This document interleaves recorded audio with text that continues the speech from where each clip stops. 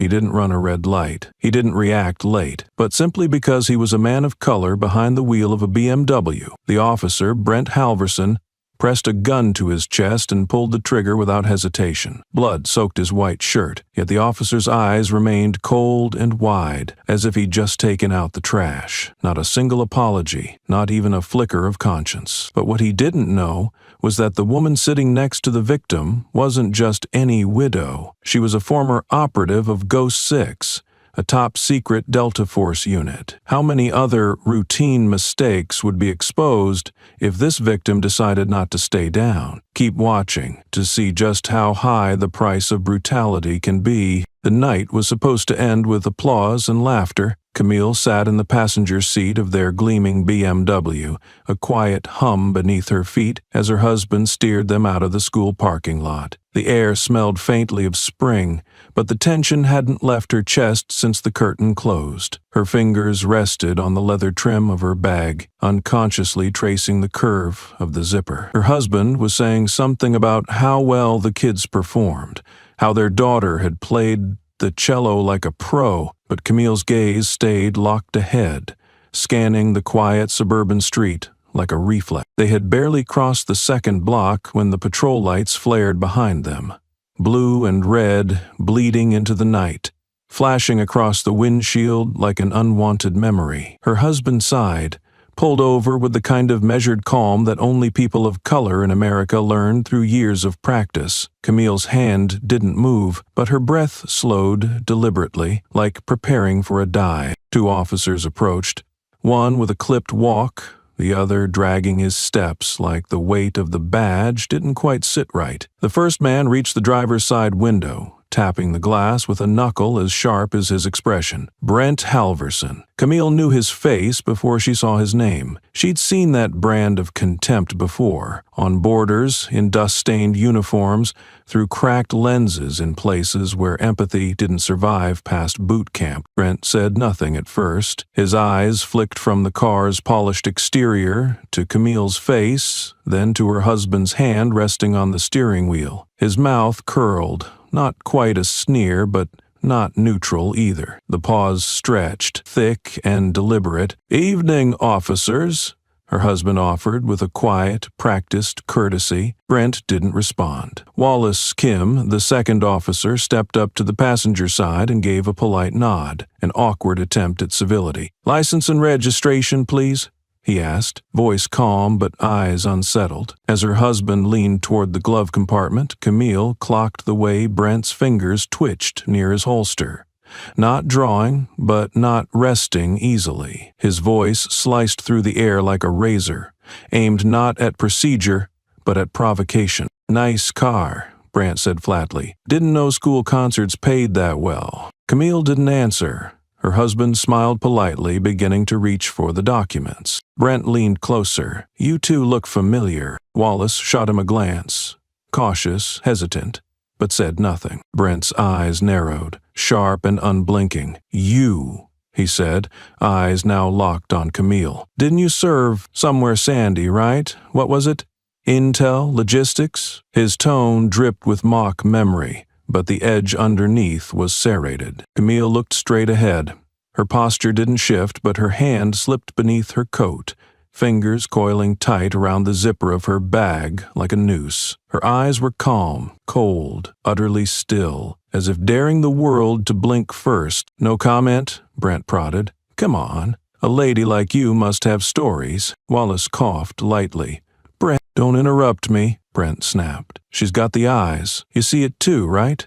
That stare? Like she's seen things, or done 'em." Her husband tried again, softer this time. "Sir, I have the paperwork here if you'd just—" "Hands where I can see 'em," Brent barked suddenly, hand flying to his weapon. His voice cracked across the car like thunder. "Don't reach for anything." Camille's breath hitched, eyes flaring for a split second, not in fear, but in calculation. Wallace stepped forward, palm half raised, face tense. "Let's keep it cool. They're cooperating." Brent ignored him, still fixated on Camille, as if her silence itself was an affront. "I don't like liars, or ghosts, so tell me, what exactly were you doing before you got yourself a front row seat in a suburban parade? Camille turned her head slowly, not because she was commanded to, but because she chose to.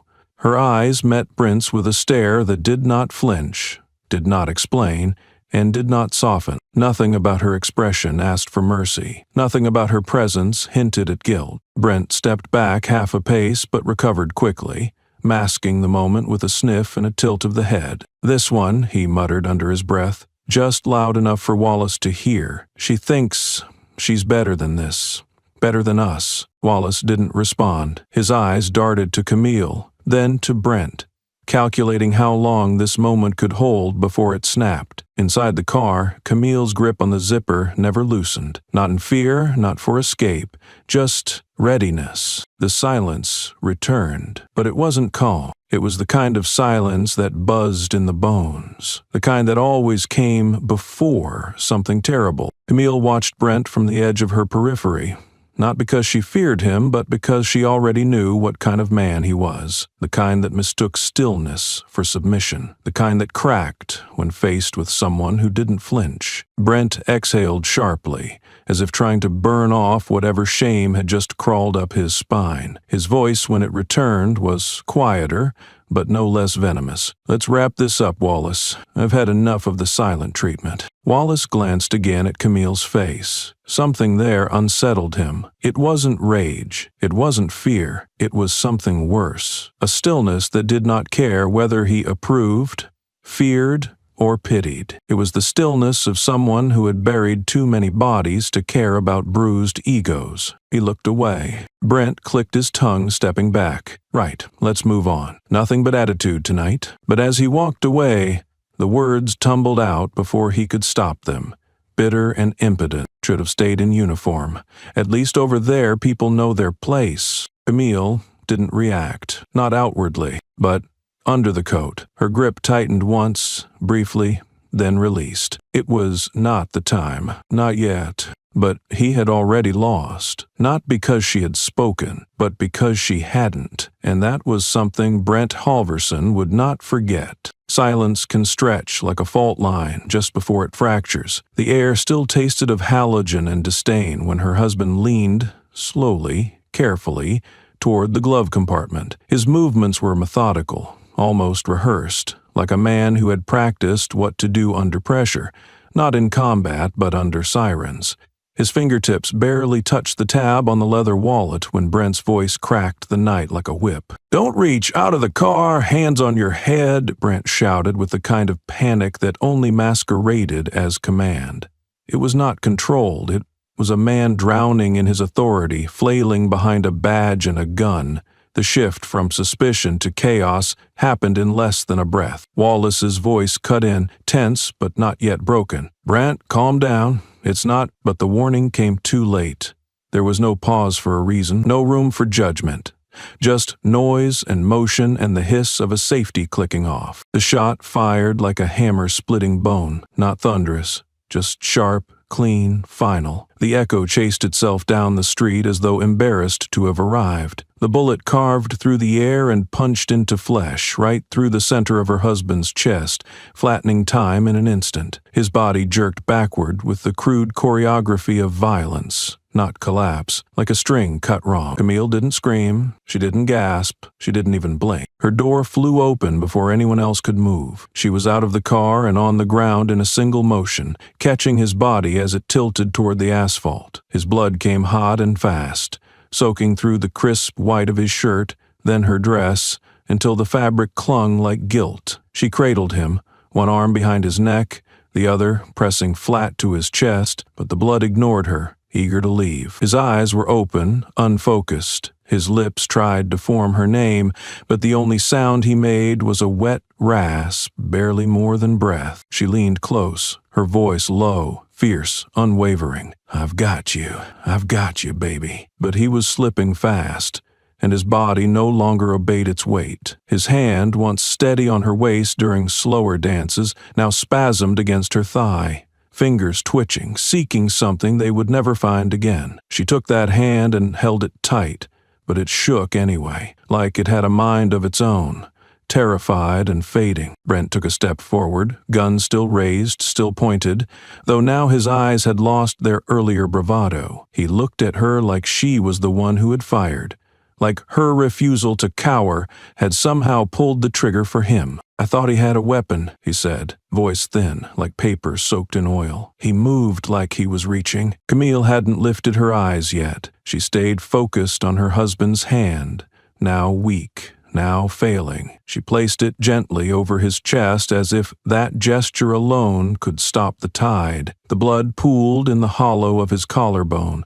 slid down his shoulder. Her sleeve was drenched. Her heart, unbroken, was tightening into something harder than bone. Finally, she looked up, not with tears, not with despair, but with fury so silent it made the world forget how to breathe. Her gaze met Brent's like a missile tracks heat, locking in, precise and deadly. Her voice came low and clear, shaped not for volume, but for permanence. "What you saw," she said, each word slicing through the heavy air, "was the man I love dying because he was afraid of you." Brent opened his mouth, but there was nothing to say. The hollow clatter of excuses had no room in her presence. His gun wavered, just a little. Wallace stood behind him, frozen. His face had gone pale, sweat glistening under the weak streetlight. He looked at Camille, not in fear, not quite, but with the unmistakable dread of a man who just realized he had backed the wrong kind of monster. Camille didn't move from the ground. Her hands pressed against the wound,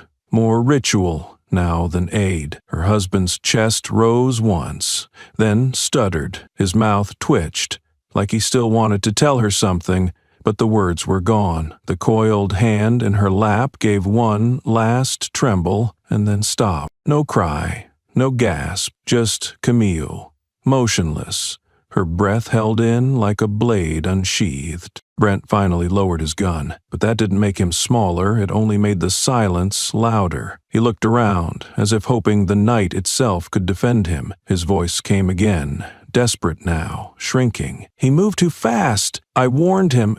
He was reaching for something." Camille's eyes did not release him. He was reaching for his wallet. Wallace cleared his throat, but it sounded more like a choke. He didn't threaten us. I didn't see a—" He trailed off, the words curdling in his mouth. Brent shot him a look, but it lacked its usual venom. His power was bleeding out faster than the body on the concrete. Behind them, someone had called dispatch. A voice crackled on the radio. Backup was on the way. Lights in the distance. Camille didn't turn. Her world was here. Kneeling in the street, soaked in the life of a man who had once made her believe the world could be gentle. That world had ended, not with war, not with a bomb, but with one gun, one man, one moment of cowardice masquerading as vigilance. She leaned down and whispered something to her husband. Just 3 words, nothing more. The kind of farewell that didn't beg for tomorrow, but honored yesterday. Then she stood, slowly, deliberately. Her movements are fluid, lethal in their stillness. She faced Brent again. "You shot a man who didn't raise his voice, who didn't raise their hand, who didn't raise a threat," she said. "And you did it because his skin looked louder than his words." Brent flinched, just slightly. Wallace looked down at the street, as if trying to disappear inside his shoes. Sirens echoed in the distance, chasing the night back toward order. But Camille didn't wait for the sirens. She didn't wait for justice. She didn't wait for permission. She looked at Brent. Not as a victim would, not even as a widow would. She looked at him the way a soldier looks at a weak enemy, with complete awareness that the fight was not fair, but that it would end anyway. And when she turned her back on him, it wasn't surrender, it was a declaration. He had no power left, because what he had killed was not just a man. He had killed the illusion that silence meant safety, that compliance meant survival, that skin could be a weapon. And Camille would never let him forget that. Justice doesn't arrive with sirens. It comes late, limping, dressed in paperwork and armed with procedures designed to exhaust the truth. Camille stood in the white-lit hallway of the precinct, blood dried stiff on the hem of her dress. The fluorescent lights above buzzed like flies circling a corpse. Her posture hadn't changed since the street, straight, composed, unreadable, but the eyes told a different story. They burned without blinking, scanning each officer who passed like she already knew their names, their ranks, their loyalties. In the interrogation room, the walls were beige, sterile, and insultingly neutral, decorated with laminated posters about workplace respect. A metal table divided the space, but it did nothing to separate the intent from the contempt. Across from her sat a detective with an aging smirk and the kind of face that had worn thin from too many nights of liquor and bias masquerading as judgment. He flipped open a file, slowly, theatrically, like a man trying to look busy while rehearsing a conclusion he'd already chosen. "So," he began, dragging the syllable as if to make it heavy, "you're the wife, the widow, excuse me." Camille didn't answer. Silence was still her sharpest blade. He leaned forward, lacing his fingers. "I'm trying to understand your reaction. Most people fall apart. You didn't shed a tear. It makes it hard to read. Suspicious, even." She turned her head slightly. Eyes cold, precise. "You mistake restraint for deception.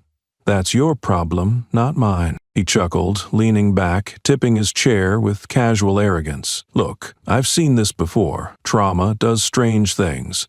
Some people lash out, some go quiet. But you seem almost rehearsed, like you came here knowing what to say." Camille's voice was quiet, but laced with iron. "No, but I came here knowing what I remember." The detective smirked, flipping through the report like it held secrets even he couldn't invent. "Brent and Wallace both say your husband made a sudden move, reached for something. Brent's body cam supports it, what's left of the footage anyway. It cuts out during the shot. Technical error. Convenient?" Camille replied, not missing a beat. He smiled again, but it didn't reach his eyes. "You want to play the resilient widow card? I get it. Strength in adversity, the media loves that angle. But you don't look like a grieving woman to me." Camille's jaw flexed, but her voice didn't rise. "That's because you don't know what grief looks like. You only recognize submission." The detective didn't appreciate that. His face hardened, the mask of smirking superiority slipping for a beat. "You want to be taken seriously?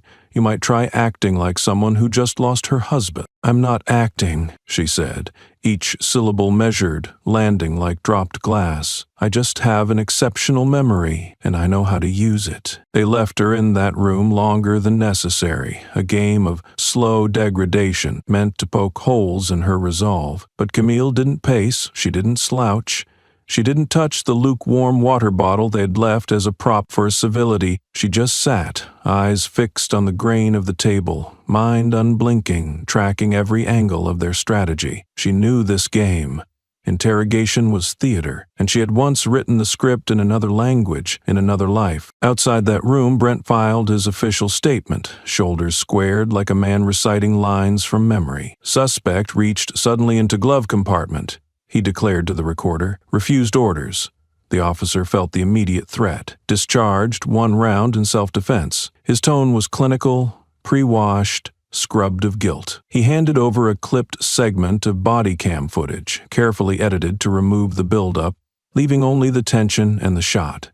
A tight little narrative, just enough to suggest fear, just enough to be defensible. Wallace said nothing. He stood beside Brent, hands behind his back, lips pressed in a line that neither agreed nor objected. He didn't lie, but he didn't speak. His silence was not neutrality. It was a slow bleed of cowardice, dressed in procedural gray. Hours later, when Camille returned home, alone, empty-handed, no longer wife but not yet widow, she didn't collapse. She didn't fall to the floor and scream into her knees. She moved through her home like someone cataloging every shadow, each picture frame, each silence, each detail filed away, not for comfort, but for war. She walked past the foyer, into the study and opened a drawer hidden beneath layers of dull correspondence. Her fingers moved with the certainty of routine. Behind an envelope marked Tax Documents 2021, she lifted a false panel and reached into the back. What she retrieved was small, wrapped in black tape, no labels. Just a USB drive marked with 3 notches on the side. Civilian eyes would have missed it, but Camille had learned long ago that eyes are not trained by birth. They're trained by betrayal. She plugged the drive into her laptop and waited. The footage was grainy, but the angle was golden. A camera mounted on a civilian building across the street, an automatic recording system meant to deter petty crime, had caught everything. The BMW, the approach, the posture, the hesitation, the shot. No reaching, no threat. Just the brutal overreaction of a man who couldn't tolerate stillness from someone who wouldn't fear him. Camille watched it twice, then saved a backup, then another. She encrypted the file, uploaded it to 3 secure servers, and made note of every digital fingerprint. Her hands didn't tremble. Her breath stayed steady. The only noise in the room was the hum of the hard drive, spinning like a countdown. She didn't text anyone, didn't call a lawyer, didn't post online. This wasn't about reaction. This was preparation, retaliation without recklessness. She pulled out a notebook from her drawer and wrote a single sentence across the top of a clean page. This story was written before the bullet, but not by me. Underneath, she listed times, names, angles, notes only she would understand. Back at the precinct, Brent was boasting to another officer about how cold she was, like a robot. He chuckled darkly over coffee, waving a donut like a trophy. Didn't cry once, barely moved. That's the type who cracks later. I'm telling you, she's not a problem. Wallace, sitting nearby, didn't respond, but something in his posture had shifted, a stiffness in the shoulders, a slight tremor in the hand that lifted his cup. Brent leaned back, smug. She's weak. Women like that, they don't fight back. They break quiet. But she hadn't broken. She had written, archived, filed away his cowardice. Brent didn't know it yet, but he had already lost control of the narrative. His version had been submitted, yes, but the truth, the unfiltered, uncut truth, now lived on 3 separate continents. And Camille wasn't chasing justice. She was building it, brick by brick, clip by clip, one calculated silence at a time. The silence Brent had mistaken for surrender was not silence at all. It was strategy dressed in restraint. While he filled the precinct air with smug laughter and the scent of burnt arrogance, Camille moved in shadows he didn't believe existed. He strutted into the squad room like a dog who thought he'd buried the bone deep enough. His voice cut across the hum of printers and worn keyboards, laced with a contempt that didn't even try to hide. He didn't scream, didn't cry, didn't even shout, Brant said, laughing like he'd found a glitch in human emotion. That kind? Soft, hollow inside. They don't cause trouble. A few of the younger officers nodded awkwardly, not in agreement, but because it was safer than contradicting him. Wallace, sitting in the corner of the room with a stale cup of coffee and eyes that hadn't slept, didn't laugh. He scratched at his wrist, a subconscious tic that had returned after a decade. He stared at the surface of his cup like it might offer a different truth than the one Brent was so eager to print on every mouth within earshot. There's something wrong with that woman, Wallace muttered finally. Brent cocked his head. You're just now realizing that? No, Wallace said slowly, as if translating thought into language cost him something. It's her eyes, cold, but not scared, like someone who's seen things, done things. Brent rolled his eyes. Save me the drama. She's probably some PTA chair with a CrossFit routine. You give these types too much credit, they start thinking they've got teeth. Wallace didn't answer, but the itch in his wrist crawled deeper. Across town, Camille sat at her kitchen table, papers spread in perfect order, laptop open but untouched. The footage she had recovered from the civilian camera played in loops behind her eyes. Every frame now burned into memory. She had filed the internal complaint earlier that morning, each section precise, annotated, calm. No emotion, no accusation, just facts, just timestamps. Just a truth so irrefutable it didn't need embellishment. She knew it wouldn't go through. Not really. Institutions don't confess, they retreat, they delay, they dilute. When the confirmation of received landed in her inbox, she didn't smile. She highlighted it, flagged it, then closed the lid of her laptop. An hour later, the denial came. Formal, flat, expected. Lack of sufficient cause for misconduct review. No mention of the footage, no questions, no follow-up. Just a dead end masquerading as due process. She opened her notebook, the same one she'd written in after watching her husband's body go still. On a clean line beneath the date, she wrote, "Truth does not require permission to exist." Then she tore the page out, folded it once, and placed it into the lining of her jacket. By late afternoon, Camille was already through the first checkpoint at the Military Oversight Bureau. The building stood like a relic of forgotten promises, a place where ethics were reviewed only after the fact. The clerk at the front desk gave her a bored look. "Do you have an appointment?" "No," Camille replied. "Then I'm afraid. Tell your Justice Review officer someone from Ghost 6 wants to talk." The woman blinked, then straightened. A silence settled between them, tense, electric. She typed without asking another question, and called without waiting for instructions. Camille waited without shifting her weight, without looking around. Waiting was nothing to her. She had once waited 3 days in a flooded cave behind enemy lines, with nothing but a breathing straw and a knife. Within minutes, a plain-suited man appeared from the inner corridor. Gray tie, conservative cut, eyes that missed nothing. He scanned her face once, then again. "You served?" he asked. "Yes," Camille said. "And now I need your ears more than your mouth." He hesitated, but only for a beat. "Follow me." The room they entered was nothing like the cold steel of the precinct. It was lined in wood, quiet, with no cameras in sight. Here, people said things they weren't supposed to say. Camille placed a sealed envelope on the table between them. Evidence of misconduct, civilian footage, edited police body cam, false report, denial of complaint without review. He opened the envelope, scanned the printed screenshots, paused at a frame where Brent's arm rose, gun extended, eyes wide with panic and power. He looked back up at her. "And you're not asking for a case to be opened? I'm asking," she said calmly, "if someone with clearance high enough to know what Ghost 6 did in Kumar Province is brave enough to listen to what I'm willing to say." The silence wasn't long,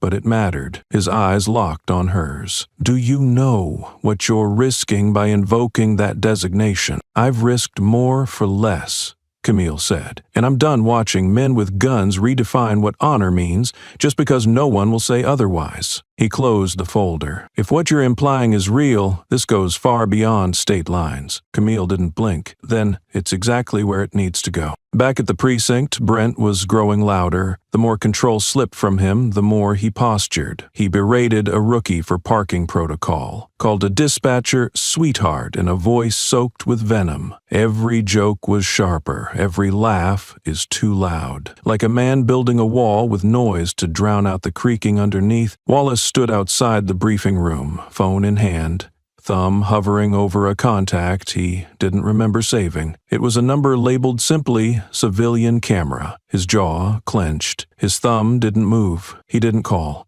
Not yet. Inside, Brent muttered under his breath, "You give someone too much silence, they think they've won something." But Camille didn't need to win. She only needed the match to be lit, and she'd already struck it. And some women wore grief like veils. Camille wore hers like armor, quiet, seamless, and impossible to ignore. The morning light bled through the blinds in horizontal bands as she stood on the porch of a house where silence had become permanent. In her right hand, a small velvet box, the kind used for gifts and promises. Inside, it was no longer a symbol of forever, but of what was taken and what would never be returned. She rang the doorbell. The chime echoed through the frame like it was too soft for the weight she carried. The door opened slowly to reveal a woman older, thinner, but with the same eyes as her son, the same steel beneath the brown. Camille said nothing at first. She held out the box. Her fingers didn't tremble. They had learned never to do that. The mother opened it carefully. Inside, The wedding ring sat against the velvet like a bullet in a case, dull, blood-stained, no longer gold but rusted with memory. The woman stared at it for a long time before she spoke. "Are you asking me to keep this?" "No," Camille said, voice even. "I'm asking you to remember what it cost." The woman didn't cry. She just closed the lid, slowly, and held it to her chest. "What are you going to do?" Camille met her eyes without blinking. "I'm going to make sure this entire country understands why a soldier never gets to sit quietly." Across town, Brandt was breaking rules with the same ease he broke protocol. The hallway was dark, the building closed, but that hadn't stopped him. He'd kicked open the door to Camille's office with a rage that felt more like necessity. Rage only needs justification when it's denied. Brandt had already decided he was owed this. He rifled through drawers, overturned folders, and yanked files loose from filing cabinets like they'd personally betrayed him. Sweat clung to his collar. His hands weren't shaking, not yet, but there was a twitch in his jaw he couldn't hide. The office didn't scream government. It screamed precision. No clutter, no chaos. Just control. That scared him more than any piece of paper he might find. He pulled open a drawer, expecting secrets. All he found was a photo, an old photograph, worn around the corners. It showed Camille in full combat uniform, sleeves rolled, dog tags visible, standing at attention next to an American flag in what looked like a desert outpost. Her face was younger, leaner, but the eyes were the same, steady, fixed, cold. The patch on her sleeve read Ghost 6. Brent stared at it for too long. Behind him, Wallace leaned against the doorframe, pale, hollow, eyes ringed with the kind of guilt that eats away at bone. "You didn't think she was just a housewife, did you?" Brent spun. "What the hell are you doing here?" Wallace didn't move. "I followed you. I figured you'd do something reckless. I just didn't think you'd be this stupid." Brent snorted, then laughed. But it came out more like a cough. "So now you're her lawyer?" "I'm the one who saw the whole thing," Wallace said quietly. "And I'm starting to think maybe that makes me dangerous to you." Brent's smile twisted into something mean. "Dangerous? You've been following orders since the academy. You don't even know how to spell dangerous?" Wallace took a step into the room. "Have you ever asked yourself why she didn't yell? Why didn't she cry?" "She was in shock," Brandt spat. "Frozen. That's what they do when you pull the mask off their privilege." Wallace shook his head. "No, she wasn't frozen. She was calculating. And that look she gave you, that wasn't fear." "Oh?" Brent sneered. "Then what was it, smart guy?" Wallace's voice dropped. "That was the look of someone who's buried more bodies than you've seen in traffic stops. That was someone who survived. You pointed a gun at a wolf and thought she was a lamb because she didn't bite." Brent scoffed, wiped sweat from his lip, then kicked the edge of the desk. "She's nothing. Just another widow looking for pity. All bark." Wallace stepped closer. "And you're what? The man who shot an unarmed civilian and thinks he can erase it with paperwork?" "He moved," Brent barked. "He moved." Wallace stared at him. "He reached for a wallet. We both know that. So does she. And now," he gestured around the room to the overturned furniture, the mess, "you've broken into her office looking for what? An eraser big enough to cover a bullet hole?" Brent didn't answer.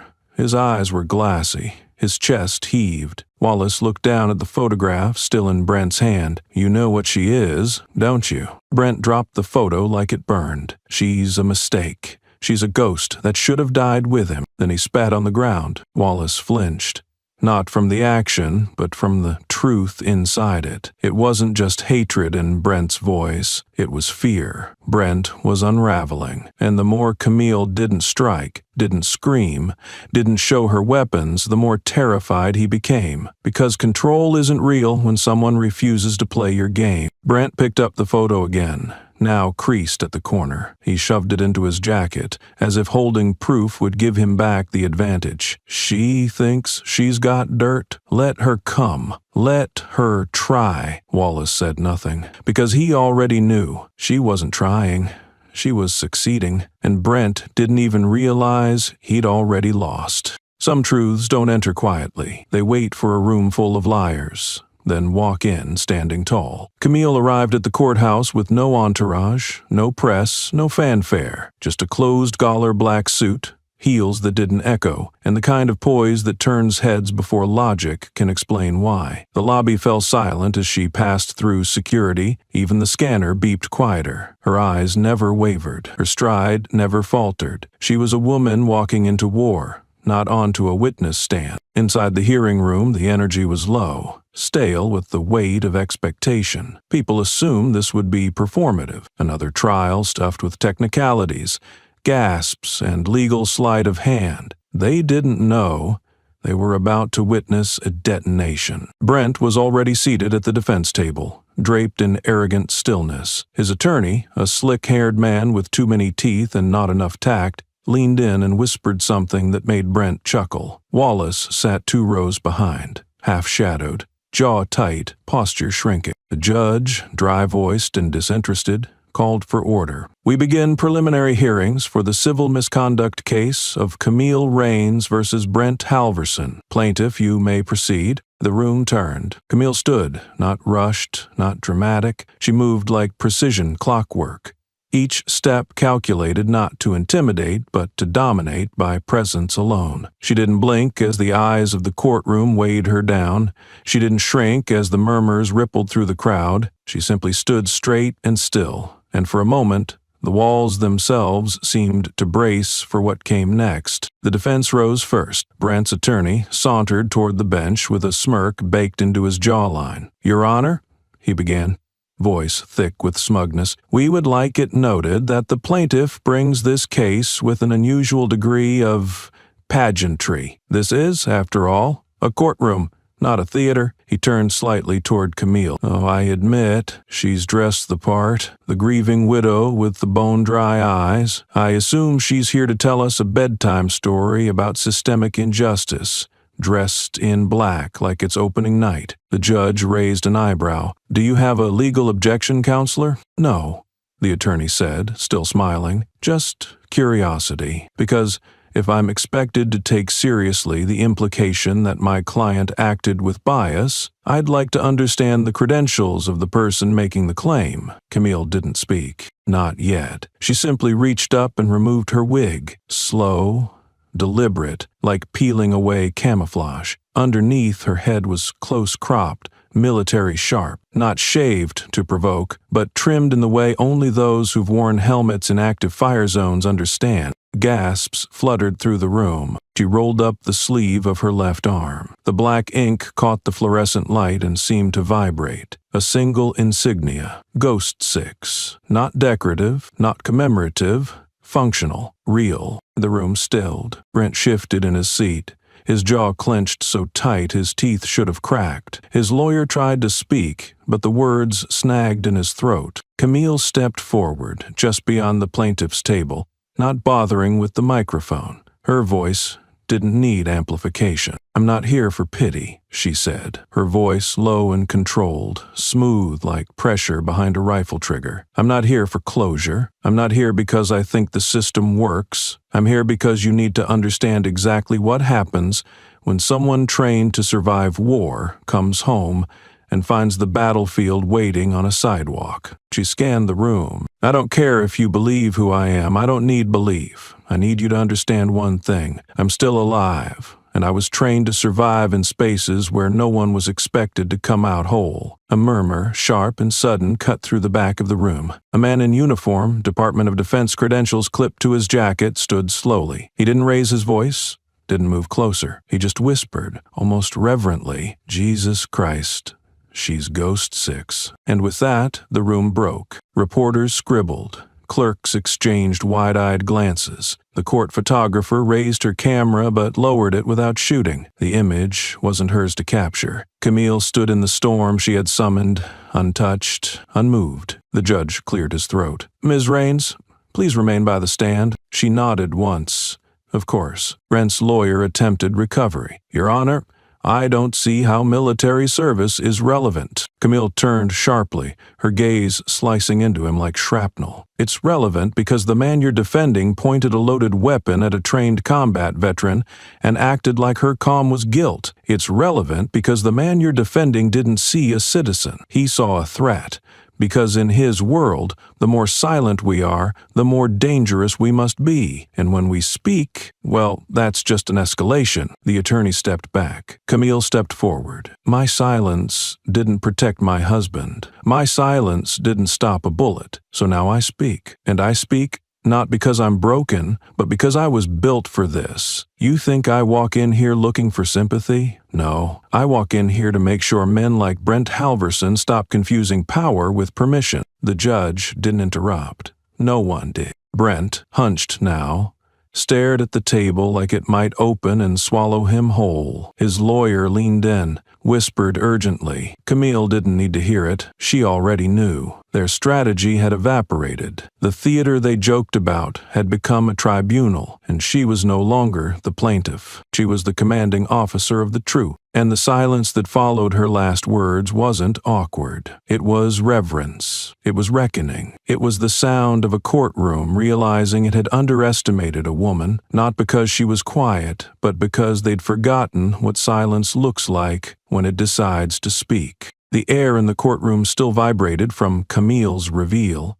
but she stood steady in the eye of it, composed not out of habit, but out of principle. The judge cleared his throat to bring the room back into some semblance of order, but it was futile. The order had already changed allegiance. It now belonged to the woman standing at the center, not by title, but by gravity. The court clerk called the next motion, but it barely mattered. Brent was being called to testify, not as a defender, not even as a witness. Today he was simply the man who pulled a trigger, and now had to explain it to someone who had walked through hell without once asking for applause. He took the stand with the bravado of a cornered animal, still baring teeth, still pretending the cage was just a room with bad lighting. His lawyer had prepped him, surely, but nothing in his manual had prepared him for the way Camille watched him walk to the seat, not with rage, not with fear, but with the stillness of someone who had seen people die with less warning and more honor. Camille's lips were tight. Brant repeated it. His voice held, but just barely. The judge gave Camille the nod. She rose. No binder in hand, no stack of notes, no theatrical pacing.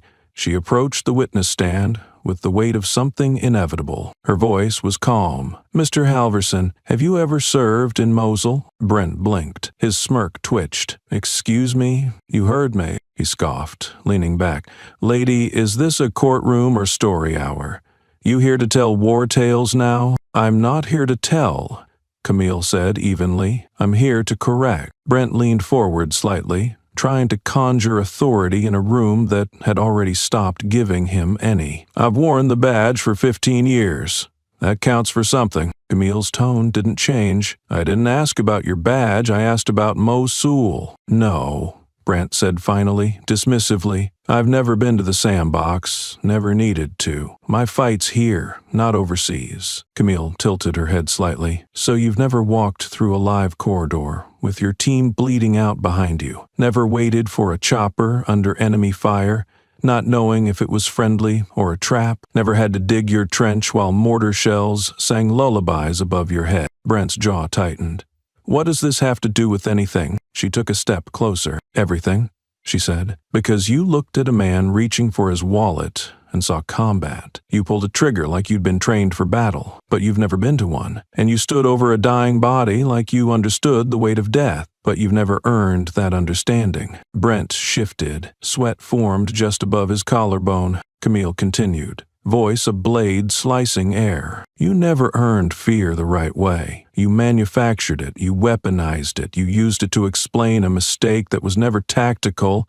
It was ego. And now you're sitting here trying to make us believe it was instinct, that you thought my husband was a threat, that the silence of a black man with nothing in his hands was somehow the same thing as aggression?" Brent looked to the judge, desperate for an interruption.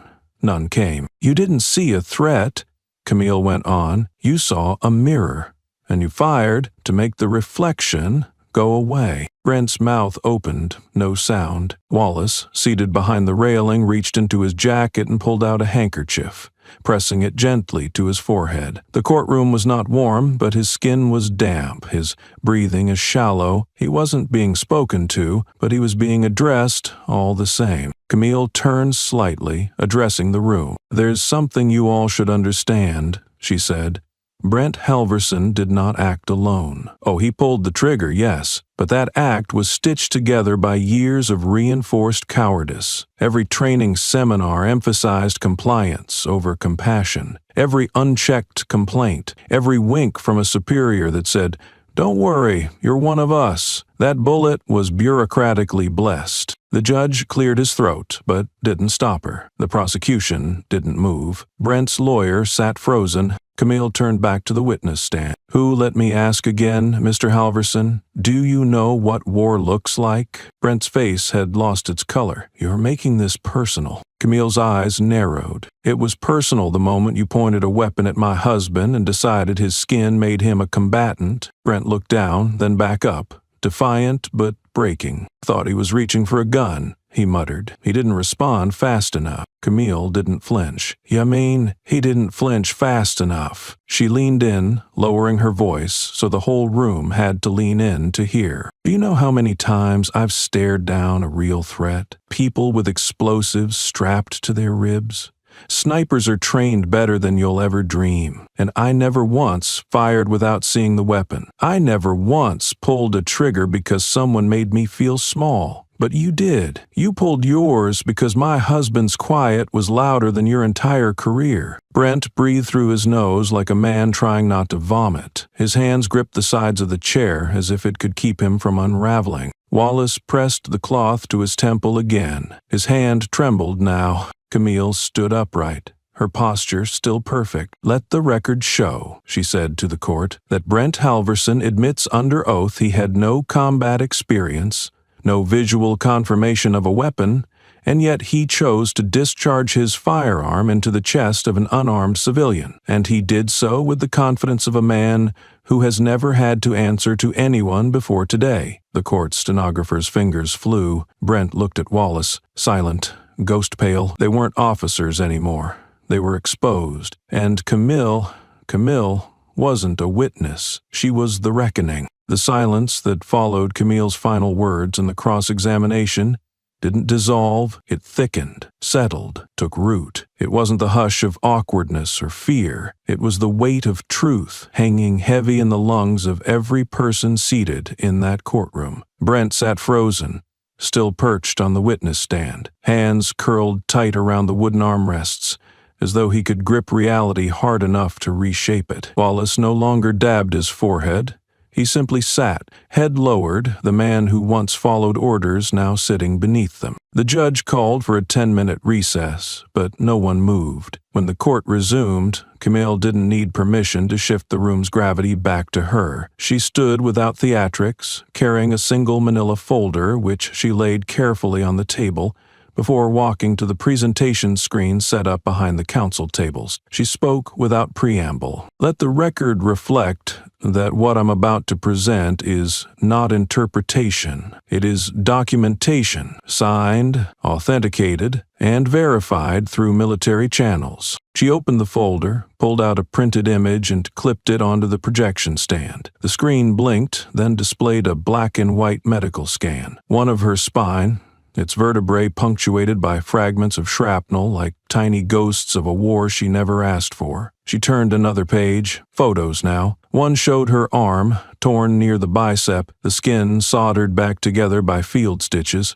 Another captured the bruising across her ribs, trauma that didn't heal pretty. Camille's voice was still velvet, but now it had wire inside. "This is my body," she said. "Documented after Operation Blacklight, 2015. I served under blackout conditions for 8 weeks, off-grid with no backup. I carried 6 of my men to the evacuation while my chest was fractured in 2 places. I did not ask for this assignment. I did not volunteer for the medal. I survived because it was the only way to make sure someone else did." She placed the papers down and held up a letter, its header stamped with the emblem of the United States Department of Defense. "This," she continued, "is confirmation of my role in that operation, my identity, my authorization level, and my classification as Ghost 6. The courtroom didn't gasp this time. It exhaled. Brent shot to his feet as though the ground beneath him had turned to fire. "She's lying. That's fake.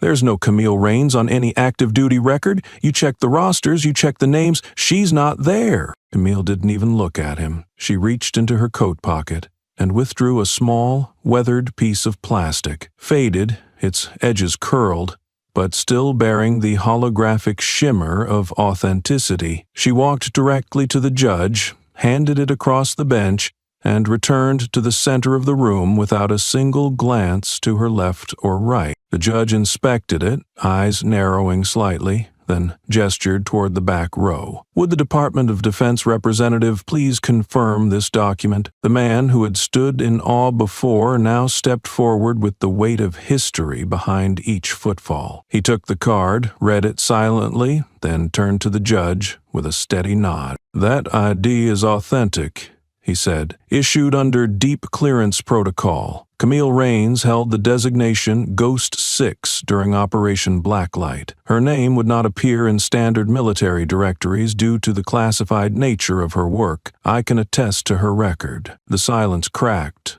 not with noise, but with understanding. Camille turned her head, not to Brent, to Wallace. He sat up straight, but couldn't meet her gaze. Camille walked toward him, not threatening, not accusatory, but with that same relentless calm that had become her most dangerous weapon. "I don't need you to apologize," she said softly. "I don't need you to confess. I just need you to know. You stood next to him.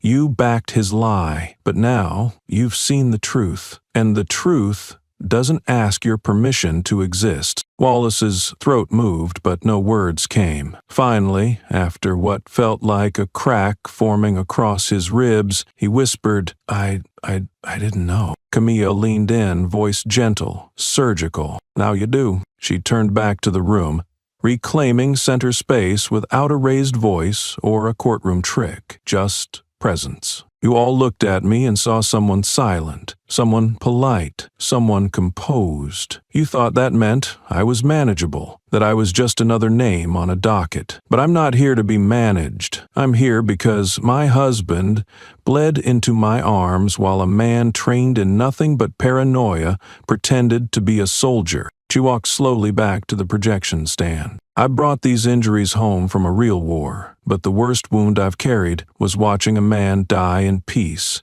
in a place that was supposed to be safe, at the hands of someone who had no idea what war looks like." She stopped. Then she faced the judge. "I'm not asking for a miracle. I'm not asking for closure. I'm asking that the record reflect one simple truth, that blood is not ink, that dying doesn't make someone guilty. What was done to my husband was not fair. It was execution." The judge sat very still. Even the stenographer had stopped typing, her fingers hovering above the keys as if afraid to dilute the moment by recording it too fast. Brent, still standing, looked around the room for backup, for support, for oxygen, but there was none. He had been exposed, not with rage, not with drama, with facts, with scars, with a military-grade precision he never saw coming. The courtroom had grown used to Camille delivering truth with precision, but what came next wasn't words. It was evidence that didn't need narration. She stepped to the screen with the same quiet authority she'd worn since day one,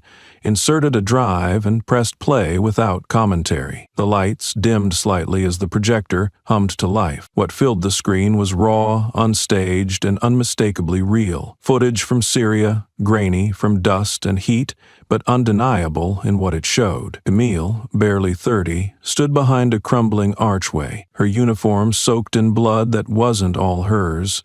One arm wrapped tightly around a teenage hostage, the other clutching a battered rifle. Her eyes didn't blink. Her posture didn't shake. The camera shook more than she did. A grenade had just gone off behind her. Shrapnel hung in the air like broken promises, and yet her finger stayed on the trigger, not twitching, not flinching, not hesitating. A man with a weapon burst into the frame. She pivoted, fired a single shot, and didn't break stride. The room watched in arrested silence as she dragged the hostage to cover, ignoring the crimson blooming across her back, lifting the boy onto a truck as smoke poured around them like a second skin. She didn't look at the camera, she didn't pose, she simply survived. Then, a voice cracked the silence like a whip of desperation. "This isn't relevant." Brandt's lawyer stood so suddenly his chair crashed backward, voice pitching higher with every word. "This is out-of-context military propaganda. This doesn't belong in a civilian courtroom." Camille turned to face him, but she didn't raise her voice. She didn't need to. "No," she said clearly, firmly. "This is exactly why your client had no right to kill the man I loved. This is exactly why your client's fear is not my responsibility, nor his excuse. Because when you've lived through actual danger, you know what it looks like, and you don't fabricate it just to justify cowardice." Brandt didn't speak. He couldn't. His throat moved. His jaw clenched, but no sound emerged. He wasn't a man anymore. He was an outline, something waiting to be erased. Camille took a step forward, eyes fixed on him, the air between them dense with everything unspoken. "You held a badge and thought that made you brave," she said. "But you've never stood in front of a real fire. You've never protected anything except your reflection. You shoot and call it duty. I bled, and I called it survival." Wallace rose from his seat then, not out of respect, not out of protest, out of exhaustion. He didn't speak, didn't ask permission. He simply walked out of the courtroom, the weight of silence dragging behind him like a broken oath. Camille didn't watch him go. Her eyes never left Brandt. "You want to silence me," she said, each word shaped like the blade she never had to draw. "But silence already cost me too much. When you fired, I stayed quiet. When you lied, I stayed calm. But now you listen. Now you sit there and hear every damn syllable, because it's not your courtroom anymore. It's mine." Brandt tried to swallow, tried to square his shoulders, but his suit felt too tight and the room too cold. He had fired a bullet without knowing the weight of war. And now he was standing in front of someone who had carried explosives for justice, and never once used them on the wrong soul. The room still trembled under the aftershock of Camille's voice. She hadn't shouted. She didn't need to. Her words had wrapped themselves around the very foundation of the courtroom, suffocating every hollow excuse, every fragile defense. Brandt sat collapsed into his posture, hunched forward, eyes locked onto the wood grain of the table as if it could save him. Wallace hadn't returned to his seat. He stood just inside the doorway, suspended like a man who no longer belonged to any side. The judge gave a shallow nod. "Emmys Raines, you may give your final statement for this phase." She rose, without theatrics, no dramatic breath, no notes in hand, no trembling hands or cracking voice. Her suit remained perfectly smooth, her hair still neat, but something in the room shifted the moment she stepped forward, a stillness that didn't ask for attention. It demanded reverence. She didn't speak right away. Her eyes traveled slowly over the faces before her, not with judgment, but with disappointment, like a soldier surveying a field where none had dared to stand. Then, finally, she leaned into the microphone. Her voice was not raised. It didn't need to be. 90 seconds, she'd been told. She would only need 60. "You don't know me," she began, her tone steady, deliberate. Each syllable dropped like a weight. "And maybe you never will, but from this moment forward, every time someone who looks like me walks out their front door, you'd better believe they could be me." "But," he asked, maybe you never will, but from this moment forward, every time someone who looks like me walks out their front door, you'd better believe." No one moved. No one even blinked. "I trained to defend this country. I bled for people I never met. I buried those I called family. And when I came home, I didn't expect parades. I didn't expect medals. But I never expected to have to bury the man I loved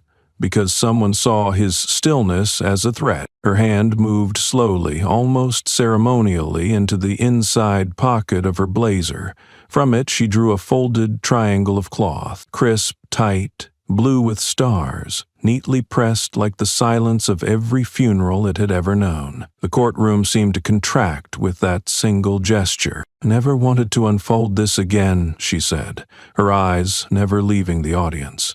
"I carried it home once from a foreign land. I swore I would never use it again, but today I use it, not to honor the dead, but to expose the broken." She placed the flag carefully on the plaintiff's table. It didn't fall, it didn't flutter, it simply existed, undeniable, unyielding, like the truth it represented. "This is not a symbol of sacrifice today," she continued, softer now. "It's a mirror for your system, your courts, your shields, your silence. You've wrapped yourselves in procedure and paper and convinced yourselves that it makes you righteous, but all it did was permit you to forget how to see people." Still, no one spoke. Even the judge had stopped adjusting his robe. Camille took one step back. "You don't have to believe my pain. You don't even have to believe my proof. But you will remember this flag. And you will remember the day someone used it not to bury a soldier, but to confront the country that made his death possible." Grant had not moved. His knuckles were white, gripping the edge of the table, as if Camille's voice was a storm and the oak could keep him from drowning. He didn't interrupt. He couldn't. Somewhere between her first word and this moment, his power had dissolved, not because she'd taken it from him, but because he'd never owned it to begin with. Camille didn't look at him. She didn't need to. Her job was done. Wallace turned slowly, just enough to catch her final glance. Not accusatory, not forgiving, just final. He didn't sit down again, and no one else dared to breathe until the flag stopped shifting on the table, as if even the air had learned something. The echo of Kama's words still pulsed through the walls of the courthouse like a low-frequency wave no one could turn off.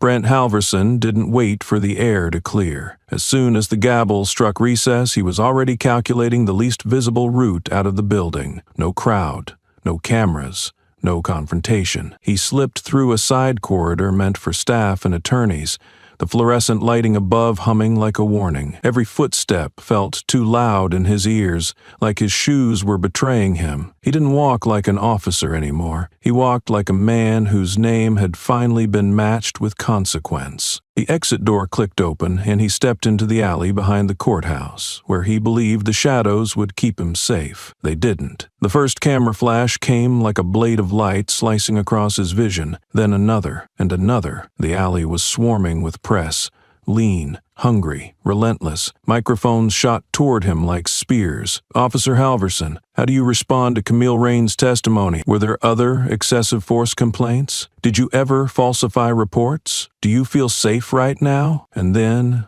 the voice that cut sharper than the rest. "Are you afraid now?" His mouth tightened, but the smirk tried to appear. "This is just performance," he muttered, his voice dry, defensive, aimed at no one and everyone. "I'm not on trial. I'm the story they need." But his eyes betrayed him. They darted from flash to flash, from lens to lens, seeking an escape route that didn't exist. His face, half turned and half exposed, flickered with something raw and unfamiliar, uncertainty. In that moment, he didn't look like a man used to carrying a gun. He looked like a man facing his first real crowd, and discovering the crowd didn't care about his badge. 2 floors above the chaos, Camille sat in silence, her expression unreadable. She wasn't watching Brent's performance on the live feed. She didn't need to. She'd already sent the match into the haystack. She now waited only for the ignition. Her laptop screen glowed with a draft letter, a legal document addressed to the City Review Board. No dramatics, no monologue, just facts and formal language. Subject line: request for full public disclosure of Officer Brent Halverson's 3-year use of force history, including traffic stop data, citation records, internal complaints, and civil inquiries. Her lawyer sat opposite her, adjusting his tie like it were strangling him. "You realize what this might do," he said, almost cautiously. Camille didn't glance up. "I do." He leaned back slightly. "If they approve this, and they might, it'll set a precedent. The city could try to bury it, drag it through procedural loops. The union will scream retaliation." She clicked a key, scrolling to the bottom of the document. "They'll delay, they won't deny.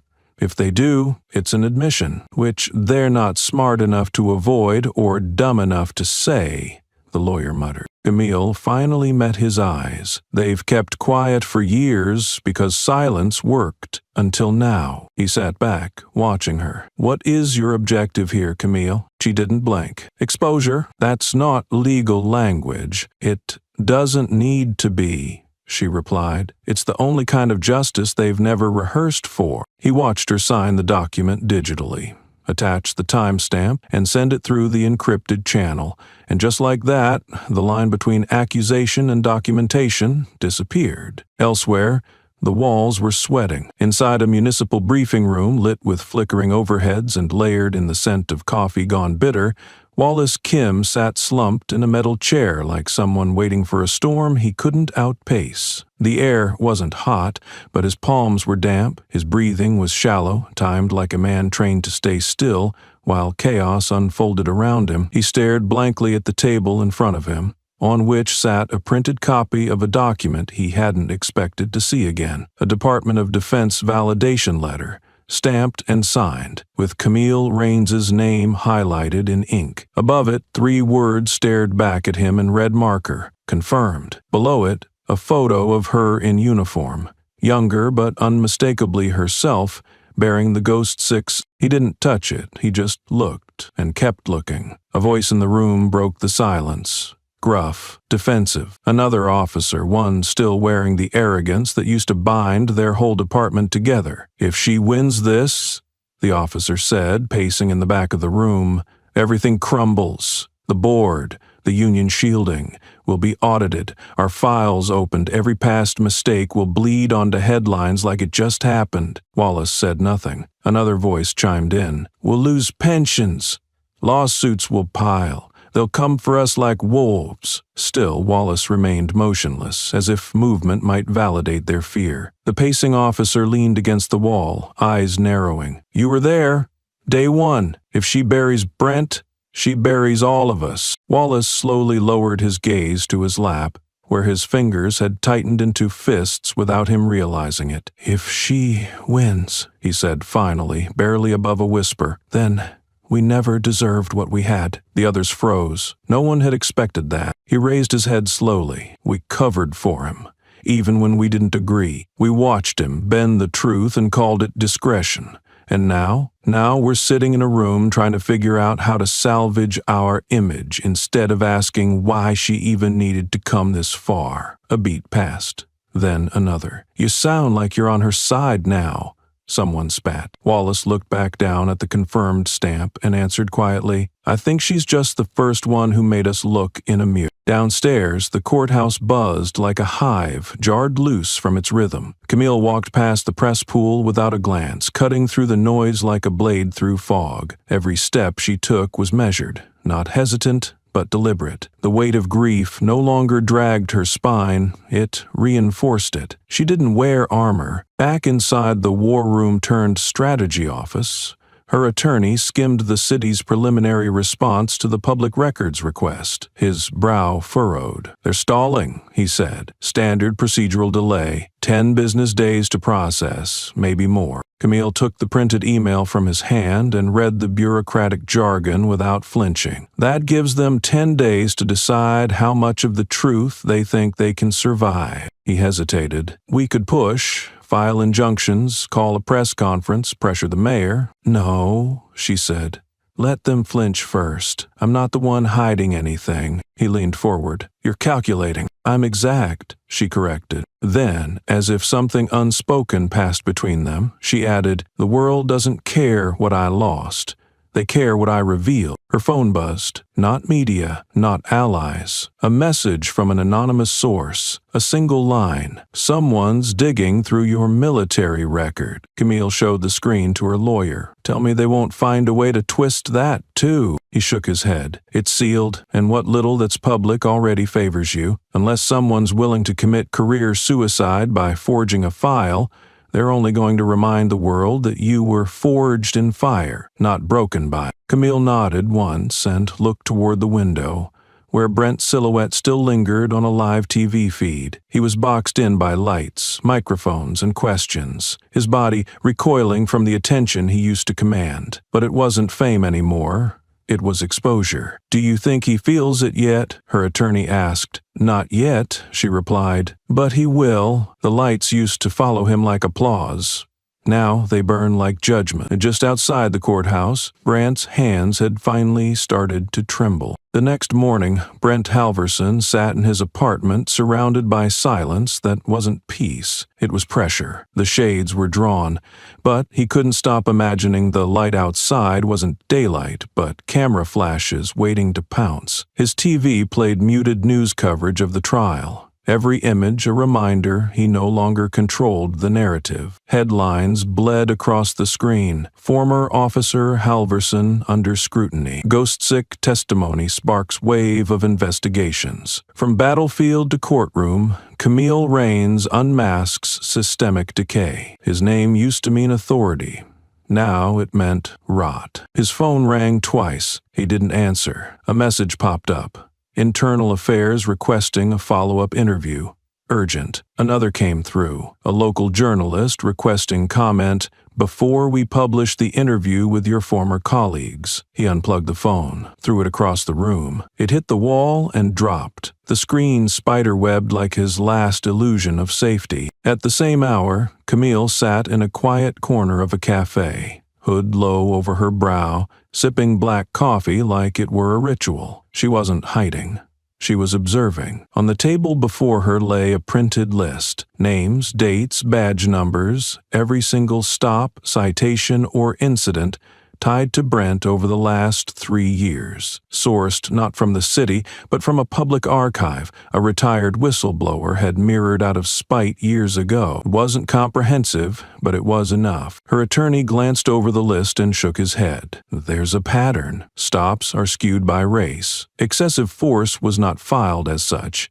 The man was a walking liability wrapped in qualified immunity. Camille didn't respond right away. Then she folded the list neatly. Liabilities are only dangerous when no one's watching. Let's make sure they watch. And watch they did. That afternoon, she filed a new motion. A motion to subpoena all body cam footage from a specific 5-week period tied to those stops. The court clerk barely blinked when stamping the request. Camille's presence had become a fact of the building, like oxygen, like gravity, like reckoning. Brent, watching the headline scroll across a ticker on his TV, knew it then, not in theory, but in marrow. The mask was off. The light wasn't moving away, it was closing in. And Camille? She never raised her voice.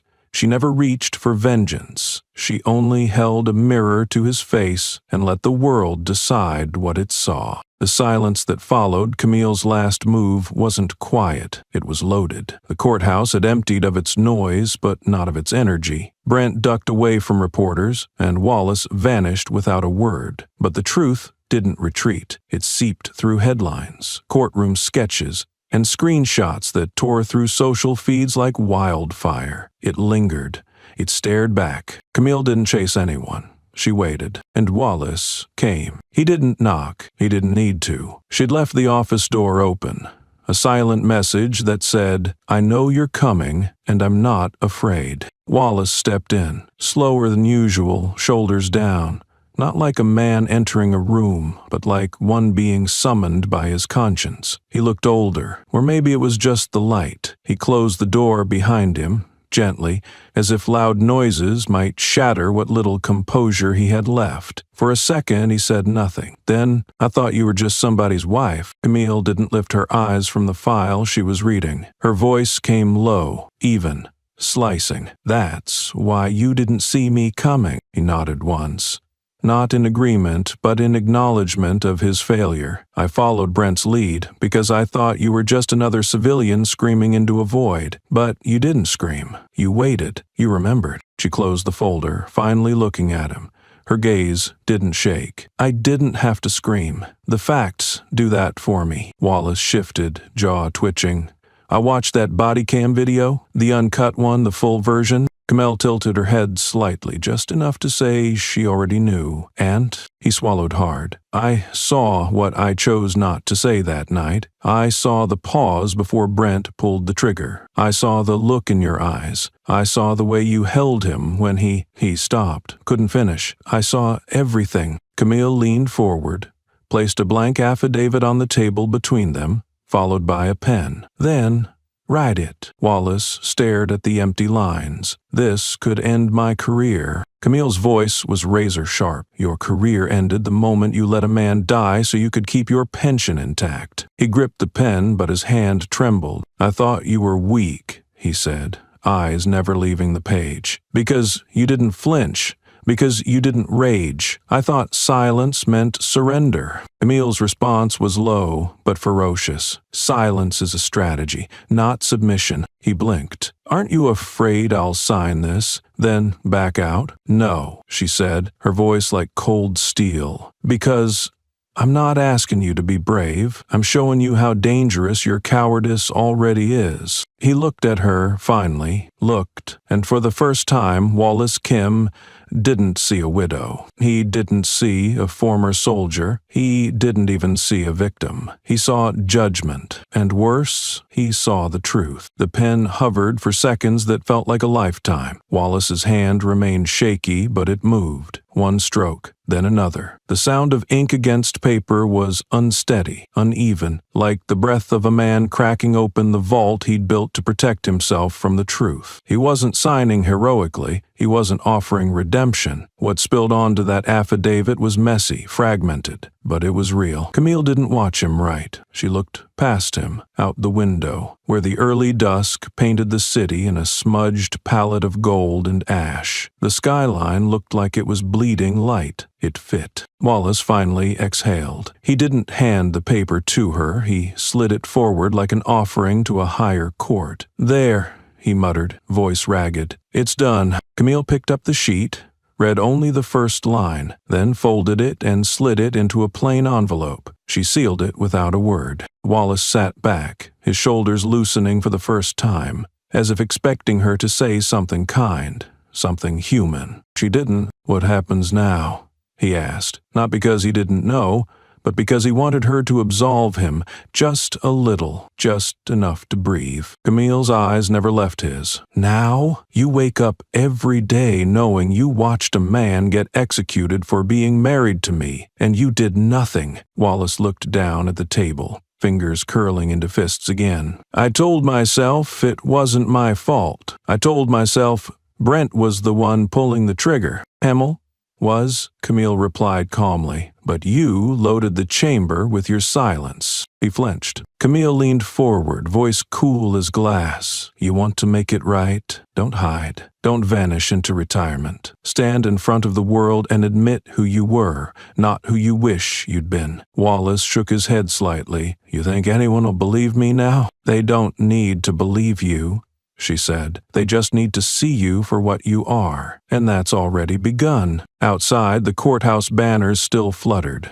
those same words scrawled boldly across signs, justice for the widowed general. But inside, it was something far less poetic, a man stripped of uniform, stripped of excuses, staring down the consequences he'd spent years outrunning. And the woman across from him wasn't vengeance, she was precise, surgical, inevitable. Wallace didn't speak for a long time. The silence stretched between them like a wire, taut, invisible, and one wrong breath away from snapping. He was sweating, not because the room was warm, but because he finally understood what it meant to sit across from a person who knew exactly how much damage he'd done and had no intention of letting him forget it. Camille didn't fill the silence. She let it stay. Silence was a weapon now. It forced him to sit with the weight of his cowardice. I wasn't always like this, Wallace said at last.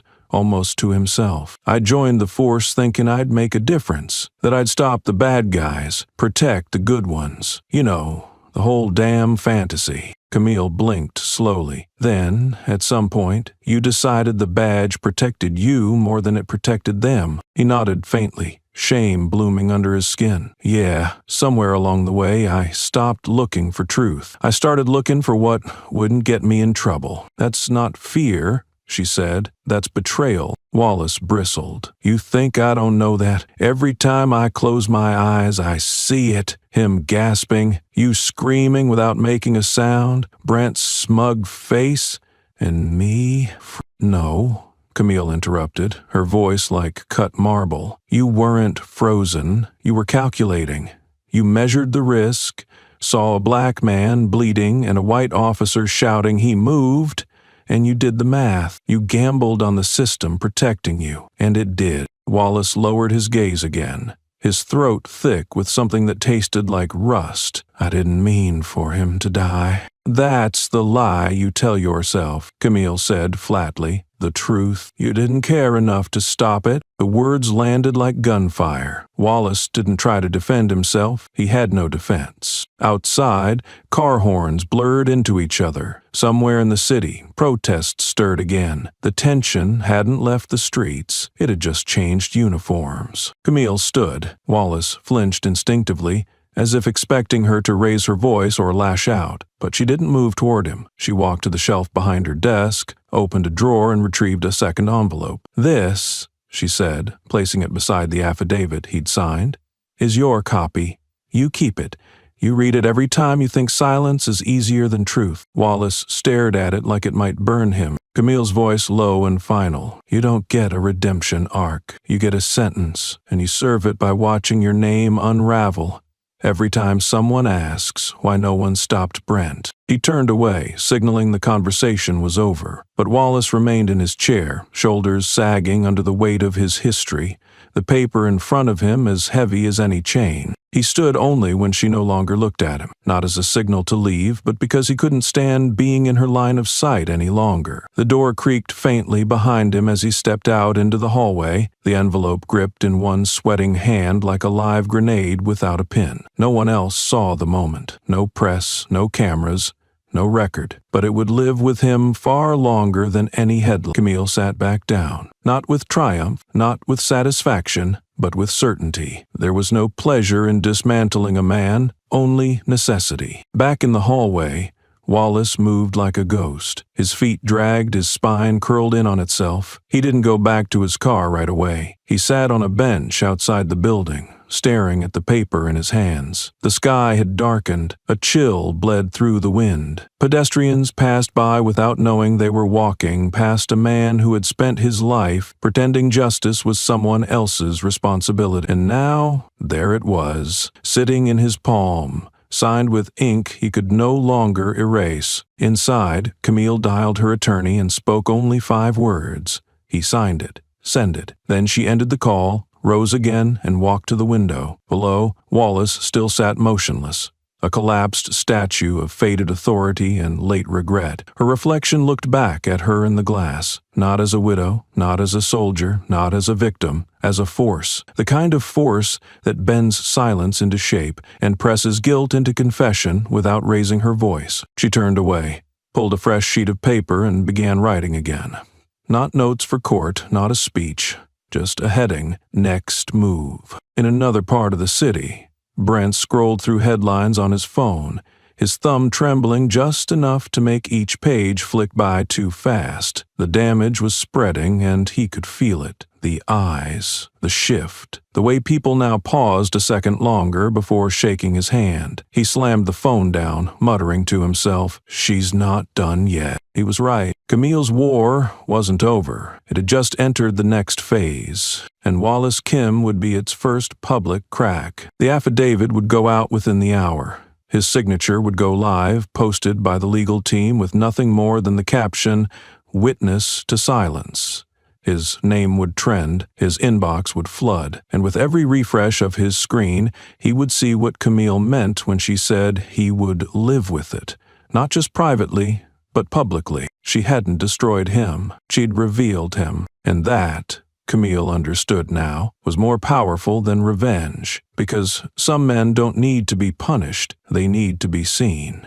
Brent sat with his back unnaturally stiff, his eyes darting toward the door like a cornered animal calculating escape routes. The courtroom lights felt hotter today, or maybe it was the presence of the media, their cameras like silent predators, lenses focused and waiting for blood. Camille entered not with theatrics but with a quiet intensity that was somehow louder than applause. She didn't look at Brent. She didn't need to. The weight of what she carried would speak louder than any confrontation. When the clerk announced the next exhibit, a sharp click echoed as Camille loaded the USB into the display terminal. The judge didn't blink. Brent's attorney shifted uncomfortably. Camille stepped aside as the screen lit up. It was a simple training room. A poorly lit video, the date in the corner showed it was from last year. Brent stood in front of a group of cadets, pacing with artificial bravado. His voice filled the courtroom speakers. "You see a guy like that? Black hoodie, twitchy hands, eyes darting.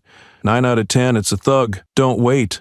Don't think. Just shut it down." The room went still. Then the next line dropped like a hammer. Some of these black bastards don't understand words, but they understand fear. That's what your badge is for, to make 'em kneel before they get brave. Camille didn't flinch. She didn't glance around to see reactions.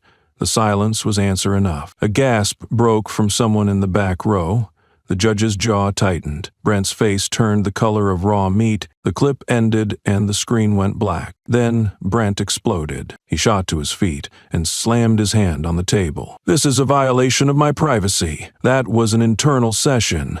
You had no right to—" Camille stepped forward, voice low and cutting. "And my husband had no right to die in a car for existing." Brent's mouth opened, but the words didn't come. They caught on the raw edge of exposure. He looked around the room as if searching for someone to back him up, but Wallace didn't move. The judge remained impassive. Camille stood closer now, closing the space between them not with violence, but with truth sharpened to a point. "My husband paid taxes. He taught high school kids. He didn't carry a gun. He reached for his wallet." Her voice didn't rise, but it thickened with a steel that demanded attention. "You looked at him and saw a target. Then you saw me, and you felt something worse than fear. You felt challenged, and so you pulled the trigger." A man in the audience shouted, "Tear his damn badge off!" Another louder, "Hang that racist bastard!" Brent turned, startled. The crowd had changed. They weren't watching anymore. They were hunting. Their eyes were no longer curious. They were judgmental, furious, and hungry for justice denied for too long. Camille lifted her hand, not to silence them, but to redirect the fire. "I don't want him dead," she said calmly. "That's too easy." The courtroom leaned in. "I want him to live, to walk down every street knowing every face has seen him for who he is. I want every child to hear their name and spit. I want him to lose sleep knowing that no matter how long he wears a suit or hides behind policies, people will remember this. He called my husband a black bastard before he made him a ghost." Someone gasped audibly. Brent's attorney put a hand on his shoulder, but Brent shrugged it off, his pride too stupid to realize it had already drowned. Camille turned toward the jury. "This isn't about one man anymore. This is about a system that heard those words and kept him employed. A department that watched that footage and decided it was training, not hate. You don't just convict Brent Halverson. You convict everything that let him get this far." Brent's voice finally returned, cracked and shaky. "You think you're righteous? You think this makes you a hero?" Camille didn't answer him. She turned back to the judge. "I rest my statement," and sat down. The judge looked over the courtroom, then at the defense. "Do you have a rebuttal?" Brent's attorney, visibly sweating, whispered something in his ear. Brent shook his head, eyes wide. "I'm not apologizing," he muttered, too loudly. "They set me up." No one responded, because by then it was too late. The damage was done. His words had played across national television. The news networks clipped it within minutes. Social media roared, memes, headlines, outrage. The phrase "black bastards" became a trending hashtag attached to his name. Former cadets began anonymously submitting complaints. Investigative reports reopened. A retired officer admitted Brandt had used racial slurs before, but no one had taken it seriously. Till now, outside the courthouse, the crowd was no longer just protesters. They were witnesses. Some shouted, some chanted, but all of them had one thing in common. They had seen behind the uniform, and what they saw was rot. Wallace stood in the hallway, watching through the glass as Brent hunched at the defense table. He didn't smile. He didn't feel satisfied. What he felt was cold. The kind of cold you get when a mask finally peels off and all that's underneath is as pathetic as it is poisonous. Camille exited the courtroom and walked directly past the cameras. They shouted her name. She didn't stop. Someone asked, "Do you want him to go to jail?" She paused, turned, and said simply, "I want him to walk this country knowing he will never be unseen again." And that was it. The press, the people, even the judge, none of them would forget this moment. Brent wasn't a former cop anymore. He was a walking monument to disgrace. And Camille? She had turned the trial into a mirror, and the country finally saw what it had been ignoring for far too long. The weight of the courtroom silence from the previous day lingered in the air like smoke after gunfire. Camille stood tall, as if she had never known the word fear, her expression unreadable, her presence a blade honed by loss and vengeance. She carried no weapons, but every step she took was a wound deepening in the conscience of those who had looked away for too long. The judge called the next exhibit without ceremony. There was no need. Everyone in the room understood that what came next would be less about evidence and more about indictment of the man, the system, and the silence that enabled them both. Camille approached the bench and handed over a folder. It was unassuming, gray, thin, marked only with a reference number. But the moment it touched the clerk's hands, a chill swept through the courtroom like someone had opened a door to a morgue. Inside the folder were disciplinary records from Brent Halverson's department, previously sealed.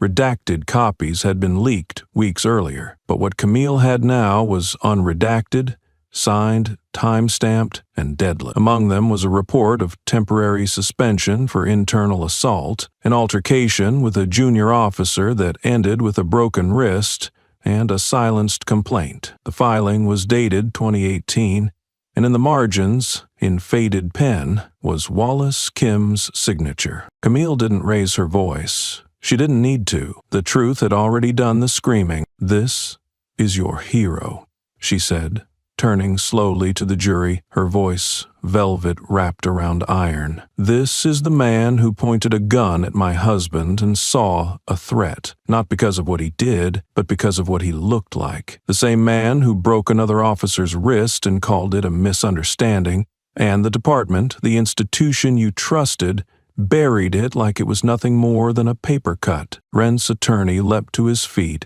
his voice shrill with desperation. "Your Honor, these records were obtained through unauthorized channels," Camille cut in without moving an inch. "No, Counselor, these records were buried through authorized cowardice.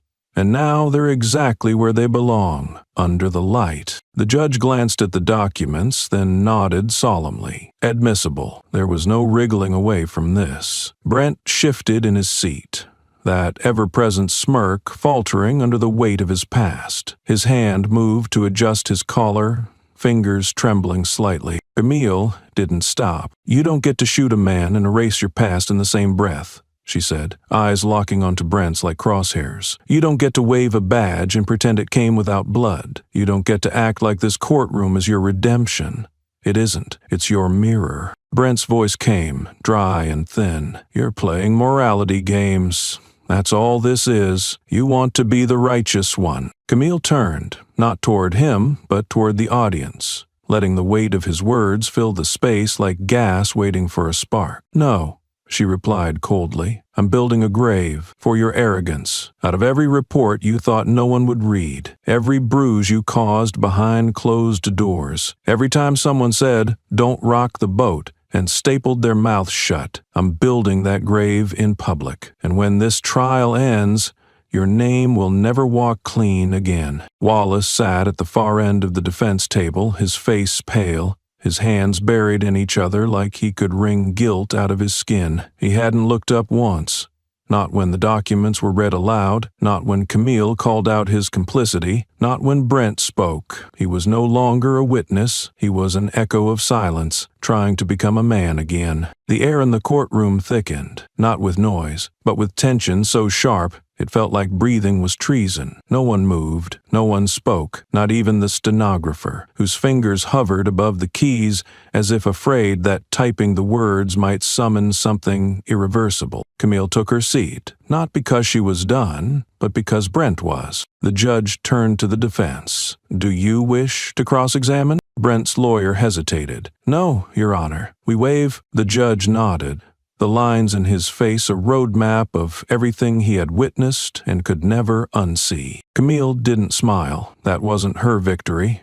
Not yet. But she let her hand drift to the edge of the table, fingertips brushing the edge, like she was steadying herself against an old wound. Outside, the news vans were already repositioning. The anchors are prepping their next sound bite. But inside that courtroom, the most important sound was Brent's silence and the unmistakable trembling in his hands. Because now, he wasn't the man with the gun. He was the man whose past had crawled out of its grave and wrapped itself around his throat. And Camille? She didn't just survive him, she dismantled him. The courtroom buzzed with a tense hush, a static pressure that seemed to weigh on every collarbone in the room. Brent Halverson stood, trembling slightly at first, then with more visible urgency, as if every bone in his body was screaming to flee. His eyes darted between the gallery, the judge, and Camille, who had not moved from her place since the last volley of damning evidence. The bailiff stepped forward just as Brent made a motion to gather his files, voice flat and mechanical. "Mr. Halverson, you are not permitted to leave. Your continued presence is required for the remainder of this proceeding."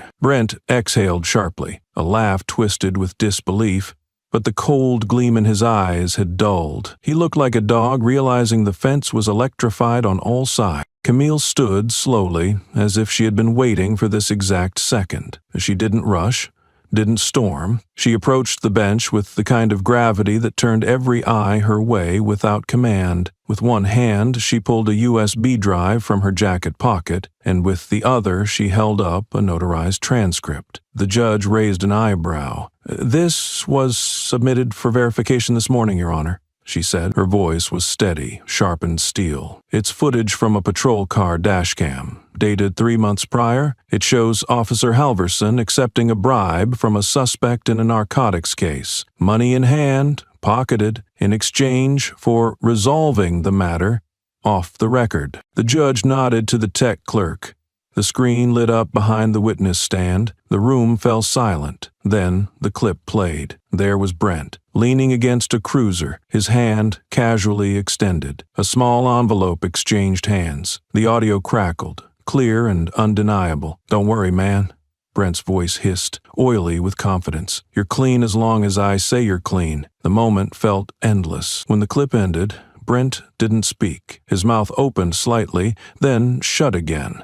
His hands, resting on the desk, curled into shaking fists. Camille stepped to the center of the courtroom. She didn't face Brent. She didn't need to. Her voice aimed directly at the gallery, where journalists had their cameras lifted like weapons. "You want to know who he is?" she asked, her tone rising, not with rage but with righteous force. "He's not just a man who killed my husband. He's not just a man who lied under oath. He's a man who sold off justice by the ounce, cut deals in alleys while pretending to wear honor on his chest." She turned, eyes cutting to the camera lens. "So I ask everyone watching, how many of you have lost a friend, a brother, a father, to the silence bought with his handshake? How many of us were never protected, only priced?" There was no sound from Brent now. Even the smug mask he'd once worn had melted away, revealing the sweat behind the arrogance, the smallness behind the badge. The judge adjusted his glasses, saying nothing. Wallace,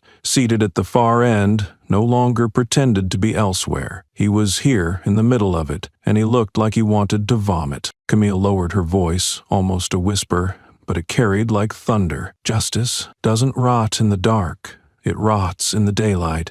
When people see men like this and choose to look away. A single reporter near the back blinked into tears. Another began typing furiously. Then, like an executioner without a blade, she turned and walked back to her seat. No drama, no victory pose, just that silent recoil of power, the kind that doesn't scream because it never needed to. By the end of the day, the hashtag #SoldJustice was trending in 20 states. The courtroom sketch of Camille pointing at Brent like a mirror had already gone viral. The internet had taken her grief and weaponized it into a reckoning. People didn't just want justice now. They wanted to tear down the scaffolding that allowed men like Brent to climb in the first place. And Brent, once the man with a badge and a smirk, now looked like a stranded prisoner, pinned not by steel bars, but by a truth too loud to ignore. Camille had spoken, the court had heard, but it was the people who were now echoing her voice, and Brent, for the first time, realized he couldn't outtalk the roar. The room had barely caught its breath from Camille's last blow when she made her next move, not with fanfare, but with frightening precision. As the court clerk called her name and gestured toward the witness box, she did not budge. Instead, Camille walked slowly, purposefully to the center of the room, dragging a chair behind her across the polished floor with the scrape of steel against marble that sliced the silence in two. She placed the chair midway between the judge's bench and the gallery where the people sat, where the truth now lived. A murmur rippled through the crowd, not out of confusion but awe. Camille didn't ask for permission. She didn't need it. The judge raised a brow but did not object. She sat, back straight, hands resting calmly on her knees, her chin tilted ever so slightly upward. No badge adorned her chest, no official seal protected her, but power radiated from her posture like heat from scorched stone. Brent let out a barking laugh, dry and forced like metal grinding against bone. You think this is a performance? You're not special. You're a woman with a sob story and a grudge. She didn't turn to him. Her voice cut through the air without rising. I am the person you should have lowered your eyes to the moment you saw me, but you couldn't. Could you? You were too busy polishing your cowardice and stapling it behind a badge. Wallace flinched as if slapped. He blinked rapidly, trying to contain the sheen of moisture gathering at the edge of his eyes. For the first time, his mask cracked, not from pressure, but recognition. The whole courtroom seemed suspended, caught in the gravity of Camille's presence. She wasn't a witness. She was an indictment. Camille turned toward the judge now, not with deference but certainty. This chair, she said, tapping the armrest, is not for storytelling. It is for truth-telling. I am not here as a victim. I am here as an indictment of a system that licenses predators and punishes silence. From the press row, cameras clicked in rapid bursts, capturing the unmistakable image, a black woman sitting dead center in the court, daring the walls to speak back. Her presence dared the law to contradict her, dared the people to look away. It was no longer about one bullet, one officer, or one husband. It was about every silent policy, every ignored file, every unchecked ego, dressed in a uniform. Brent shifted in his seat. His face, once smug, now tensed with the twitch of a man who felt his grip slipping. He reached for his water but knocked it over, a thin stream spilling across the desk toward the folder of his sanitized defense. Wallace didn't offer help. Camille didn't blink. You built careers on silence. I built scars on survival. Today, I speak louder than your years of pretending. The judge cleared his throat, visibly uncomfortable but saying nothing. The law, on paper, was above emotion, but in that room the emotion was law. A woman in the gallery whispered, "She's not testifying, she's leading." Camille tilted her head slightly in acknowledgement, catching the whisper like a prayer. Then she reached into her coat and retrieved a printed copy of Brent's past incident reports. Documents sealed, buried, and scrubbed clean by favors. She read them aloud, one by one, not with outrage, but with the surgical cadence of someone performing an autopsy on a lie. June 2018, use of excessive force against a suspect already restrained. No body cam footage submitted. No follow-up interview conducted. Brent clenched his jaw. A vein pulsed at his temple. October 2019. Verbal abuse during a routine traffic stop. The complaint filed anonymously. No disciplinary action pursued. She looked up. This is not a pattern. This is a practice. This is what happens when you confuse wearing a badge with earning one. Her voice never cracked, never shouted. That was the terror in it, its control. She didn't have to scream to bring the roof down. She just told the truth and let the room shudder around it. Brent finally stood, knuckles white as he gripped the desk. This is character assassination. Camille turned, cool as shadow. No, this is character exposure. Assassination would have required a weapon. I brought nothing but your history. The judge gestured for order, but the room wasn't unruly. It was reverent. Even reporters had stopped typing, watching, as if afraid to miss a single flicker of expression across Camille's face. Wallace's voice broke through the stillness, hoarse and threadbare. She's not here to punish us. She's here to remind us we were never untouchable. Camille glanced at him, not with forgiveness, but with finality. And your reminder will come every time a mirror doesn't lie. She stood, not waiting for permission, not needing a cue. The chair remained where it was, a new landmark in a courtroom that would never feel the same again. As she walked past Brent, he flinched, not because she looked at him, but because she didn't. The worst fear of men like him was always irrelevant. That day, the court didn't recess. It paused, suspended in the wake of a woman who rewrote the rules, not by shouting over them, but by refusing to obey them. Camille didn't need to raise her fist. She just needed to sit where she wasn't supposed to and make it impossible for anyone to forget it. The camera lens captured Wallace Kim in unflinching clarity. No shadows to hide behind, no badge to polish. The air in the studio was brittle, stiff with anticipation as he adjusted the collar of a plain white shirt that suddenly felt too tight for the weight he was about to drop. He looked older now, not from time, but from something corrosive that had eaten through him from within. The confession began not with an apology, but with a breath that shook like a building losing its foundation. I helped him, Wallace said, his voice dry and stripped bare. I backed a man who never deserved the authority we handed him. I let fear be my compass. I let silence be my partner. The host didn't interrupt. The studio team didn't cut. The country watched. I altered reports. I looked the other way. I justified things in my head that no man with children of his own should justify. Brent Halverson should have been in handcuffs a long time ago, and I helped keep those cuffs off him. The admission didn't come with tears. It came with a hollow that echoed deeper than any emotion could fill. For a moment, Wallace didn't speak. His lips tightened. His hands clenched on the table. When he finally spoke again, the words crawled out of a place far darker than guilt. Camille Raines didn't break me. She just held up the mirror. The host leaned in. And what do you see now? Wallace didn't blink. A man who no longer wants to lie to his son about what justice looks like. The live broadcast cut to a prepared video Camille had sent earlier. No special effects. No sound score.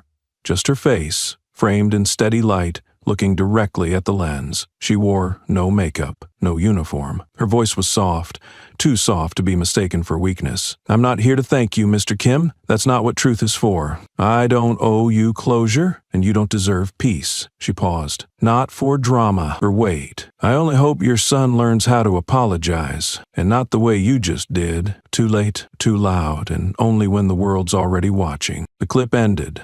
No logo, no fade out, just silence. In homes across the country, people stared at their screens, stunned not by theatrics, but by the cold, unsparing gravity of it all. This wasn't redemption. It was a reckoning that left its mark like frostbite, quiet, sharp, and irreversible. Behind the cameras, a producer muttered, "He's not walking this back."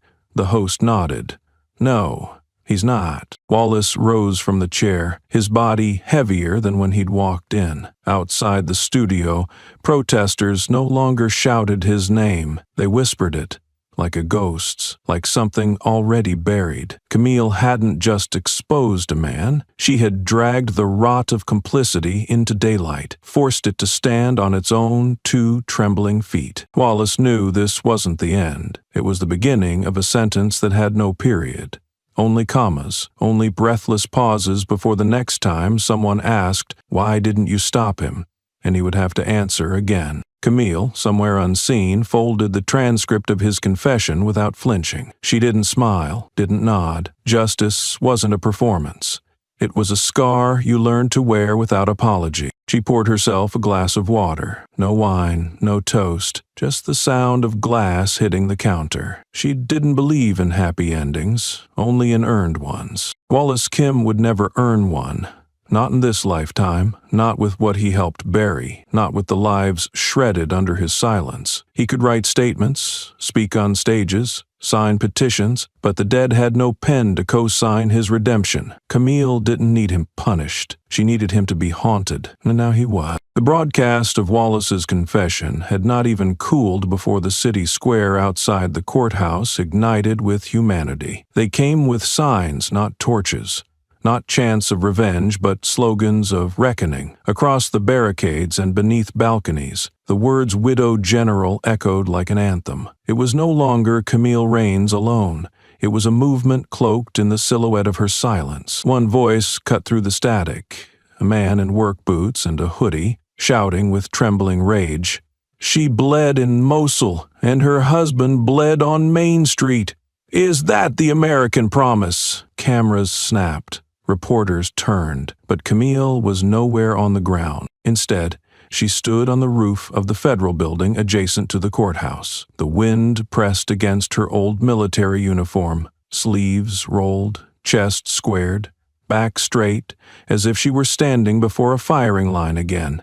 But there was no rifle in her grip this time, only the meticulously folded American flag she had refused to surrender to despair. She said nothing. She didn't need to. Her posture alone silenced the crowd more effectively than 1,000 closing arguments. Brent Halverson, cuffed at the wrists and flanked by 2 U.S. Marshals, was led down the front steps. His face had no smirk left to cling to. Sweat pooled at his collar, his eyes darting, seeking sanctuary in a city that had turned its spine to him. The silence that hung between Camille and Brent was not empty, it was volcanic.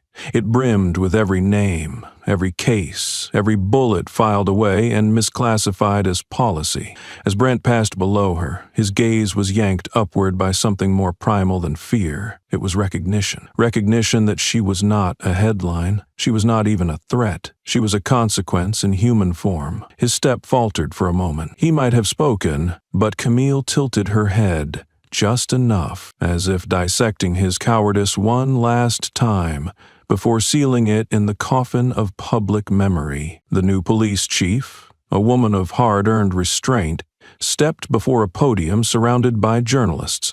Her voice, though practiced, cracked on the edges. "The department failed, I failed, and I apologize." It was the first time someone in uniform had admitted that in the history of this town. Reporters leaned in, catching every syllable as if it were oxygen. Yet Camille didn't flinch, didn't turn. She stayed on that rooftop, her shadow carving through the afternoon sun like a permanent fault line. In the courtroom behind her, the proceedings had stalled. Judges, lawyers, bailiffs, everyone paused, eyes fixed on monitors replaying the rooftop standoff in real time. Brent's attorney whispered desperately, "We need a recess." The judge replied without looking up, "You're already in one. She gave it to you." Outside, protesters held up portraits of victims past and present, not just of Camille's husband, but of every face that had once been shrugged off as unfortunate. Students from the local university painted murals of Camille as Athena, battle-worn and unyielding. Graffiti bloomed like declarations across brick walls. "Justice wears boots. Truth doesn't need a badge. Widow General rises. But Camille remained unmoved. She didn't wave. She didn't speak. Her stillness had become language, and the crowd had learned to read it fluently. She was the last page of a report no one dared to write. Until now, no victim, no hero, no martyr, just the immovable center of a moral equation finally balanced by exposure. As the marshals loaded Brent into the van, someone in the crowd spat in his direction. He flinched but said nothing. No curses, no rebuttals. For the first time, he was no longer the hunter. He was just a man in chains, watched by thousands, reduced to a parable. Wallace stood at the fringe of the scene, eyes hollow, knowing Camille would never look in his direction again. She didn't need to. He had become a footnote in a story that had already outgrown him. Above it all, the sky began to turn. Not dark, but golden, the way things look just before night decides whether to fall or fight. The flag in Camille's arms didn't flutter. It waited, as she did, for history to decide what came next. She turned slowly, finally, not toward the courthouse or the cameras, but toward a new direction, one no one could trace. The rooftop door clicked shut behind her, and though the crowd stayed and the signs waved, everyone knew something final had happened. Camille had not descended. She had risen past them all. The room wasn't built for echoes, but when Camille Raines stepped into the chamber of the United States Congress, every footstep she made reverberated like a sentence being handed down. She didn't wear her uniform. She didn't carry her folded flag. There were no medals on her chest, no entourage trailing behind her, just a black folder, a rolled-up map, and a face that had learned how to hold grief without breaking. The chamber, packed with power and tailored suits and polite silence, braced for a speech. But Camille didn't bring speeches. She brought clarity. No greetings, no acknowledgments, no preamble. She reached the witness table, unrolled the map with the precision of a sniper unfolding a mission brief, smoothing each edge deliberately. It was a detailed topographic map of the United States, but not the one used in classrooms. 24 red circles bled across it, each marked with a date, a department, and a name. Officer-involved shootings. Each one was labeled accidental, inclusive, or administratively resolved. All of them shared one thing. The bullet went in, and the system folded back on itself like a snake swallowing its tail. I was told to summarize my testimony in under 5 minutes, she said flatly, not even reaching for the mic. Her voice didn't need help. That should be enough, assuming no one here intends to pretend they haven't already read the file. There was no rustle, no throat clearing, no polite interruption, only that kind of stillness found in cemeteries, where the air itself chooses not to move. She raised her right hand, not for an oath, but to show a scar running down her palm, deep and crooked. "I don't come here to ask for justice," she said. "Justice doesn't take this long. Justice doesn't arrive after the cameras are cleaned and the PR statements rehearsed. I come here to make a sound. The sound you will hear the day these 24 names become 40 or 60 or 100, because they will. Because silence is not neutral, it's complicit." One senator shifted in his chair, the pen in his hand slipping slightly. Another leaned forward, elbows stiff. But Camille kept her posture still, hands low, shoulders even. She pulled a page from the folder, her husband's autopsy report. Then another, a photograph of his blood-soaked shirt. She set them beside the map like one lays down cards, not for chance, but to expose a rigged deck. "My husband bent down to find his ID," she said, voice tight. A badge told the world he was a threat. That badge is still active in 24 other departments. That badge had a brotherhood. That badge had silence. But silence is not peace. It is just noise that pretends it isn't violence. She took one breath, not to steady herself, but to slow the room. "I'm not asking for laws. You'll make them, you'll break them. I'm not asking for reform. You'll fund it, shelve it, forget it. I'm asking for presence. When a mother knocks on your office door holding a folded death certificate, don't quote her procedure. Don't ask if the suspect reached. Don't ask if the footage is clear. Sit down. Open the file. Say the name. Let it ring in your teeth. Let it keep you awake. Let it follow you home. Still, no one moved. No pens scratched.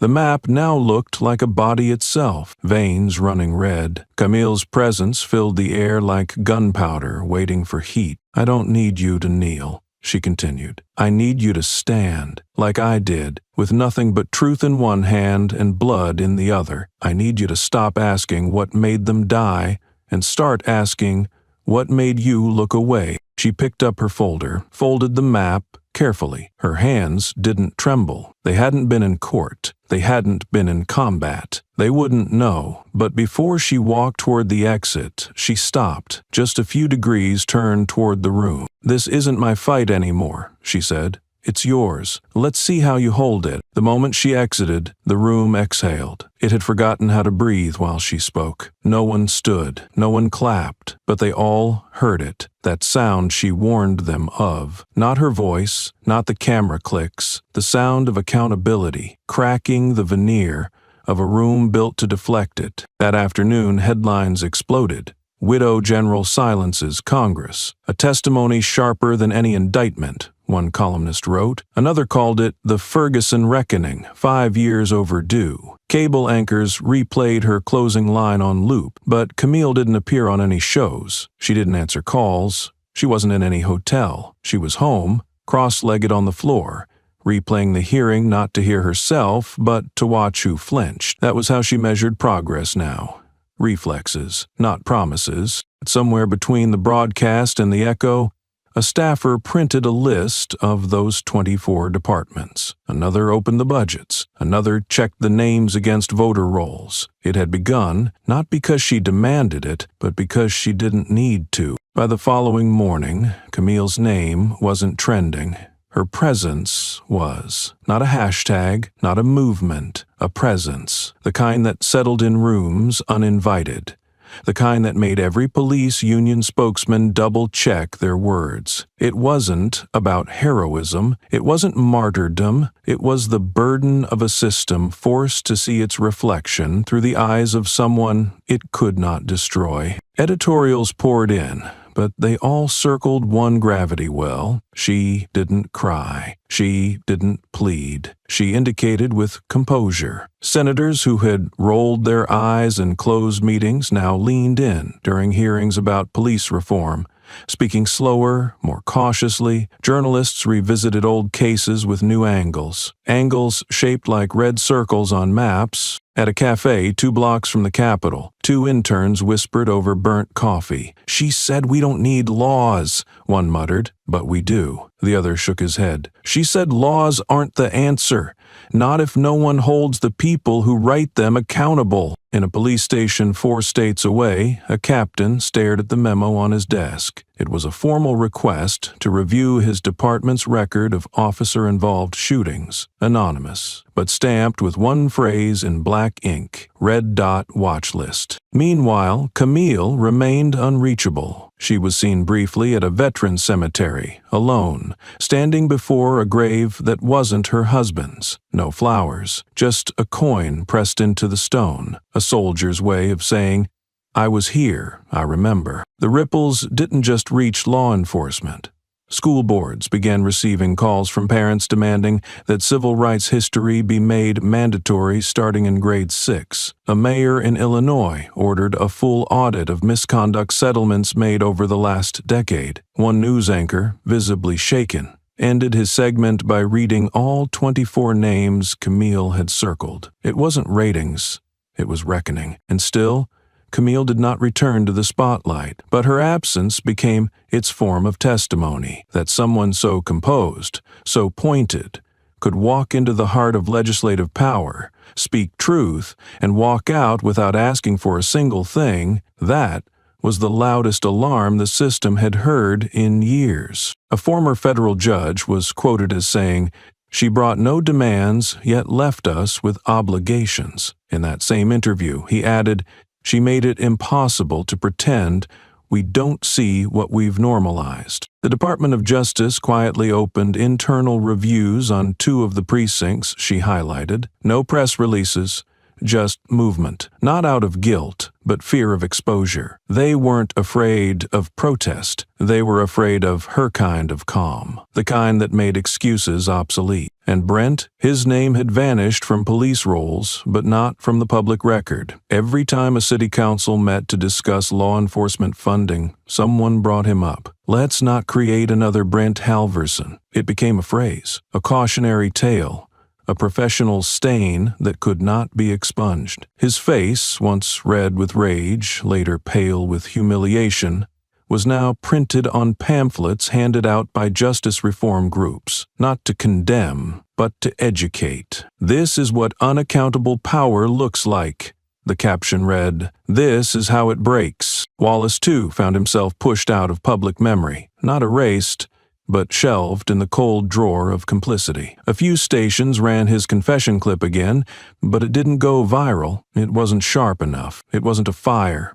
It was the smoke after something had already burned. Yet Camille never said his name again. She didn't have to. One evening, as autumn folded over D.C. like a worn flag, a young woman in fatigue stood in line outside a town hall forum. She held a copy of the now famous congressional testimony and wore a patch, Ghost 6. A volunteer asked her if she had questions for the panel. She said no questions, just reminders. That was the shift. Camille hadn't created a new system. She had shattered the illusion that the old one could survive untouched. The echo hadn't just moved through people. It now lived in them. Camille's absence had become a kind of doctrine. Networks tried to chase her down, offering primetime exclusives, 7-figure book deals, and full podcast series. She refused them all with one line sent through her attorney. "I didn't do this for attention. I did it because I could." And then she disappeared again, not into hiding, but into deliberate invisibility, letting the truth echo louder in the vacuum she left behind. That vacuum didn't stay empty for long. In towns across the country, citizens began rolling out maps of their own, circling incidents with red pens. Some towns saw 3 dots, others 9. In one particularly gutted city precinct, someone painted a mural, a silhouette of Camille standing beside a casket-shaped flag, 1 foot planted on a broken badge.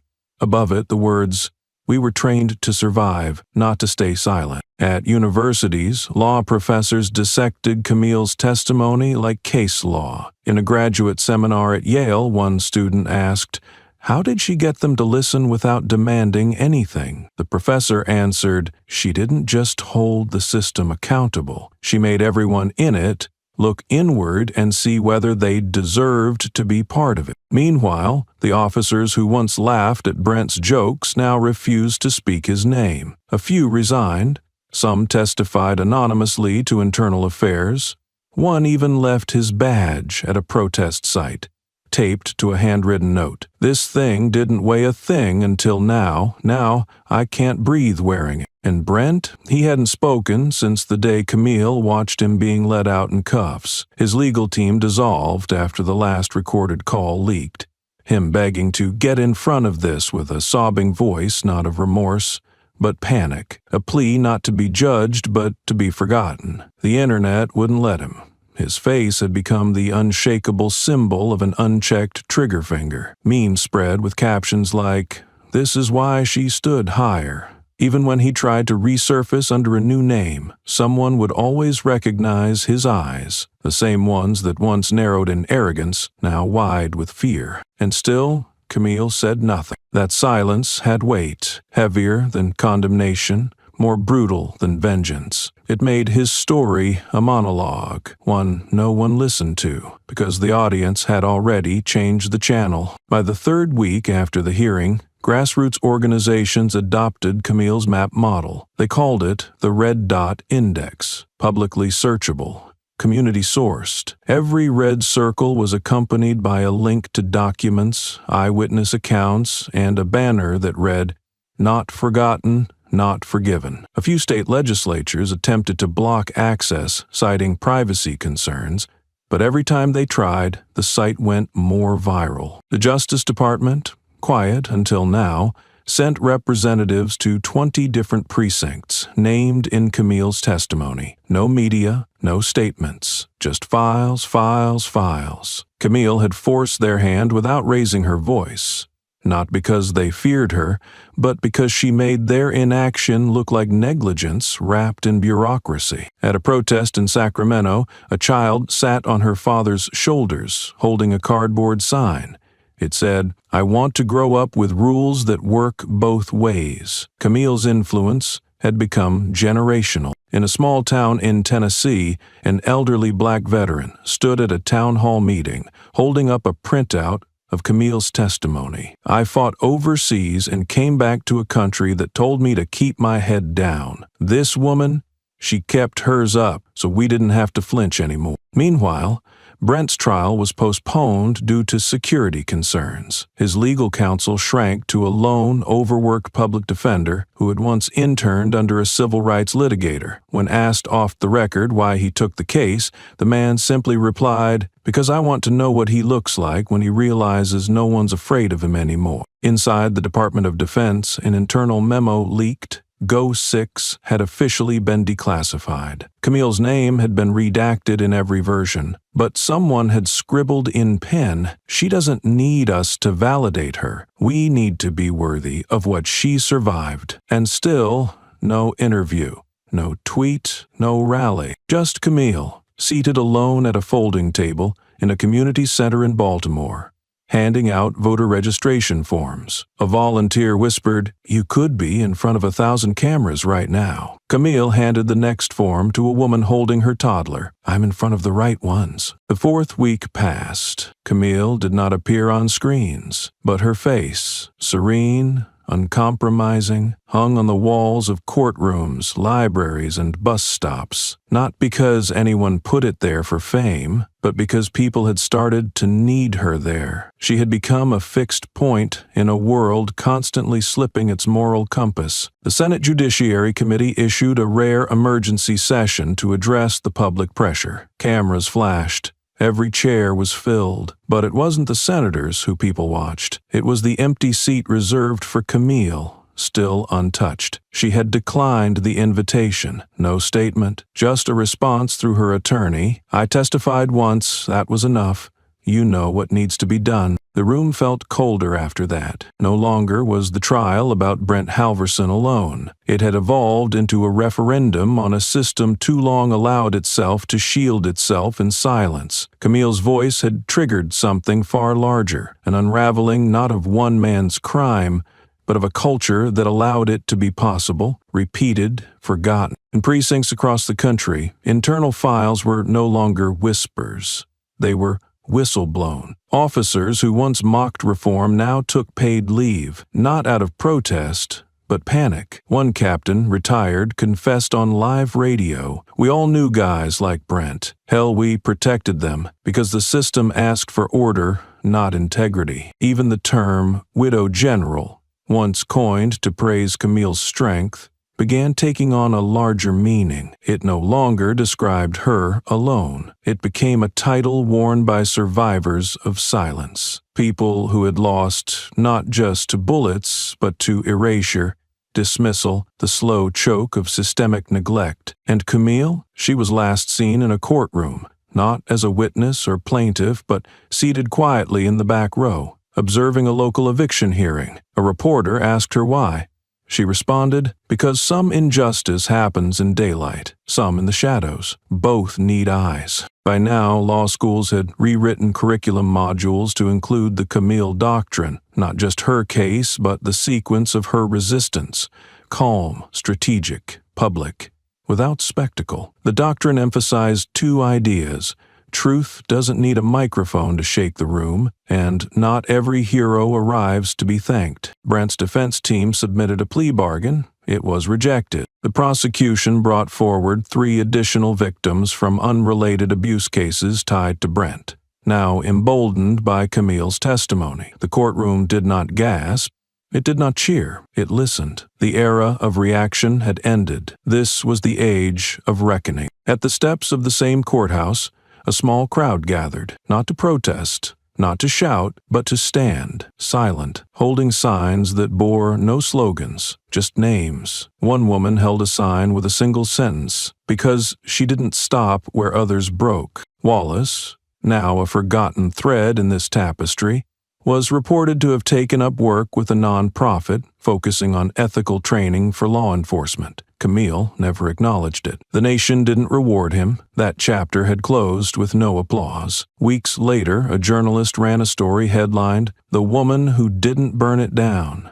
She turned on the lights. It spread. It stayed. Not because it was catchy, but because it was true. In a coffee shop in Phoenix, a barista corrected a customer who mispronounced her name. "It's not Cammy, it's Camille," she said, like the woman who made the country listen. Somewhere in Louisiana, a retired Marine scrolled through his phone, saw an image of Camille standing before Congress, and muttered, "Semper Fi," then deleted the post. Not out of disrespect, but reverence. It didn't belong on a feed. It belonged in the marrow. And in D.C., a child's voice rang out during a mock hearing staged for students. When asked who she wanted to be when she grew up, she didn't say president. She didn't say doctor. She said, "I want to be like the lady who made them stop lying." That was Camille's justice. Not loud, not fast, but thorough, enduring. She didn't need to walk back into the chamber. She had never really left. She didn't tell anyone where she was going. No headlines, no guards, no flowers. Just a pair of boots, worn but clean, stepping through grass still wet from morning dew. The cemetery was silent, save for the distant hum of wind against flagpoles and the occasional sigh of a world too used to burying the brave. Camille walked alone, and that was exactly how it needed to be. She reached the stone simple, unadorned, no grand words, just a name and 2 dates, too close together. The flag he'd earned lay folded beneath a piece of clear acrylic, already beginning to fade from the sun. She stood there for a long while, saying nothing, not because there was nothing left to say, but because the weight of everything she had said already lived in echoes too loud for speech. Then, slowly, she unfolded a piece of paper, handwritten,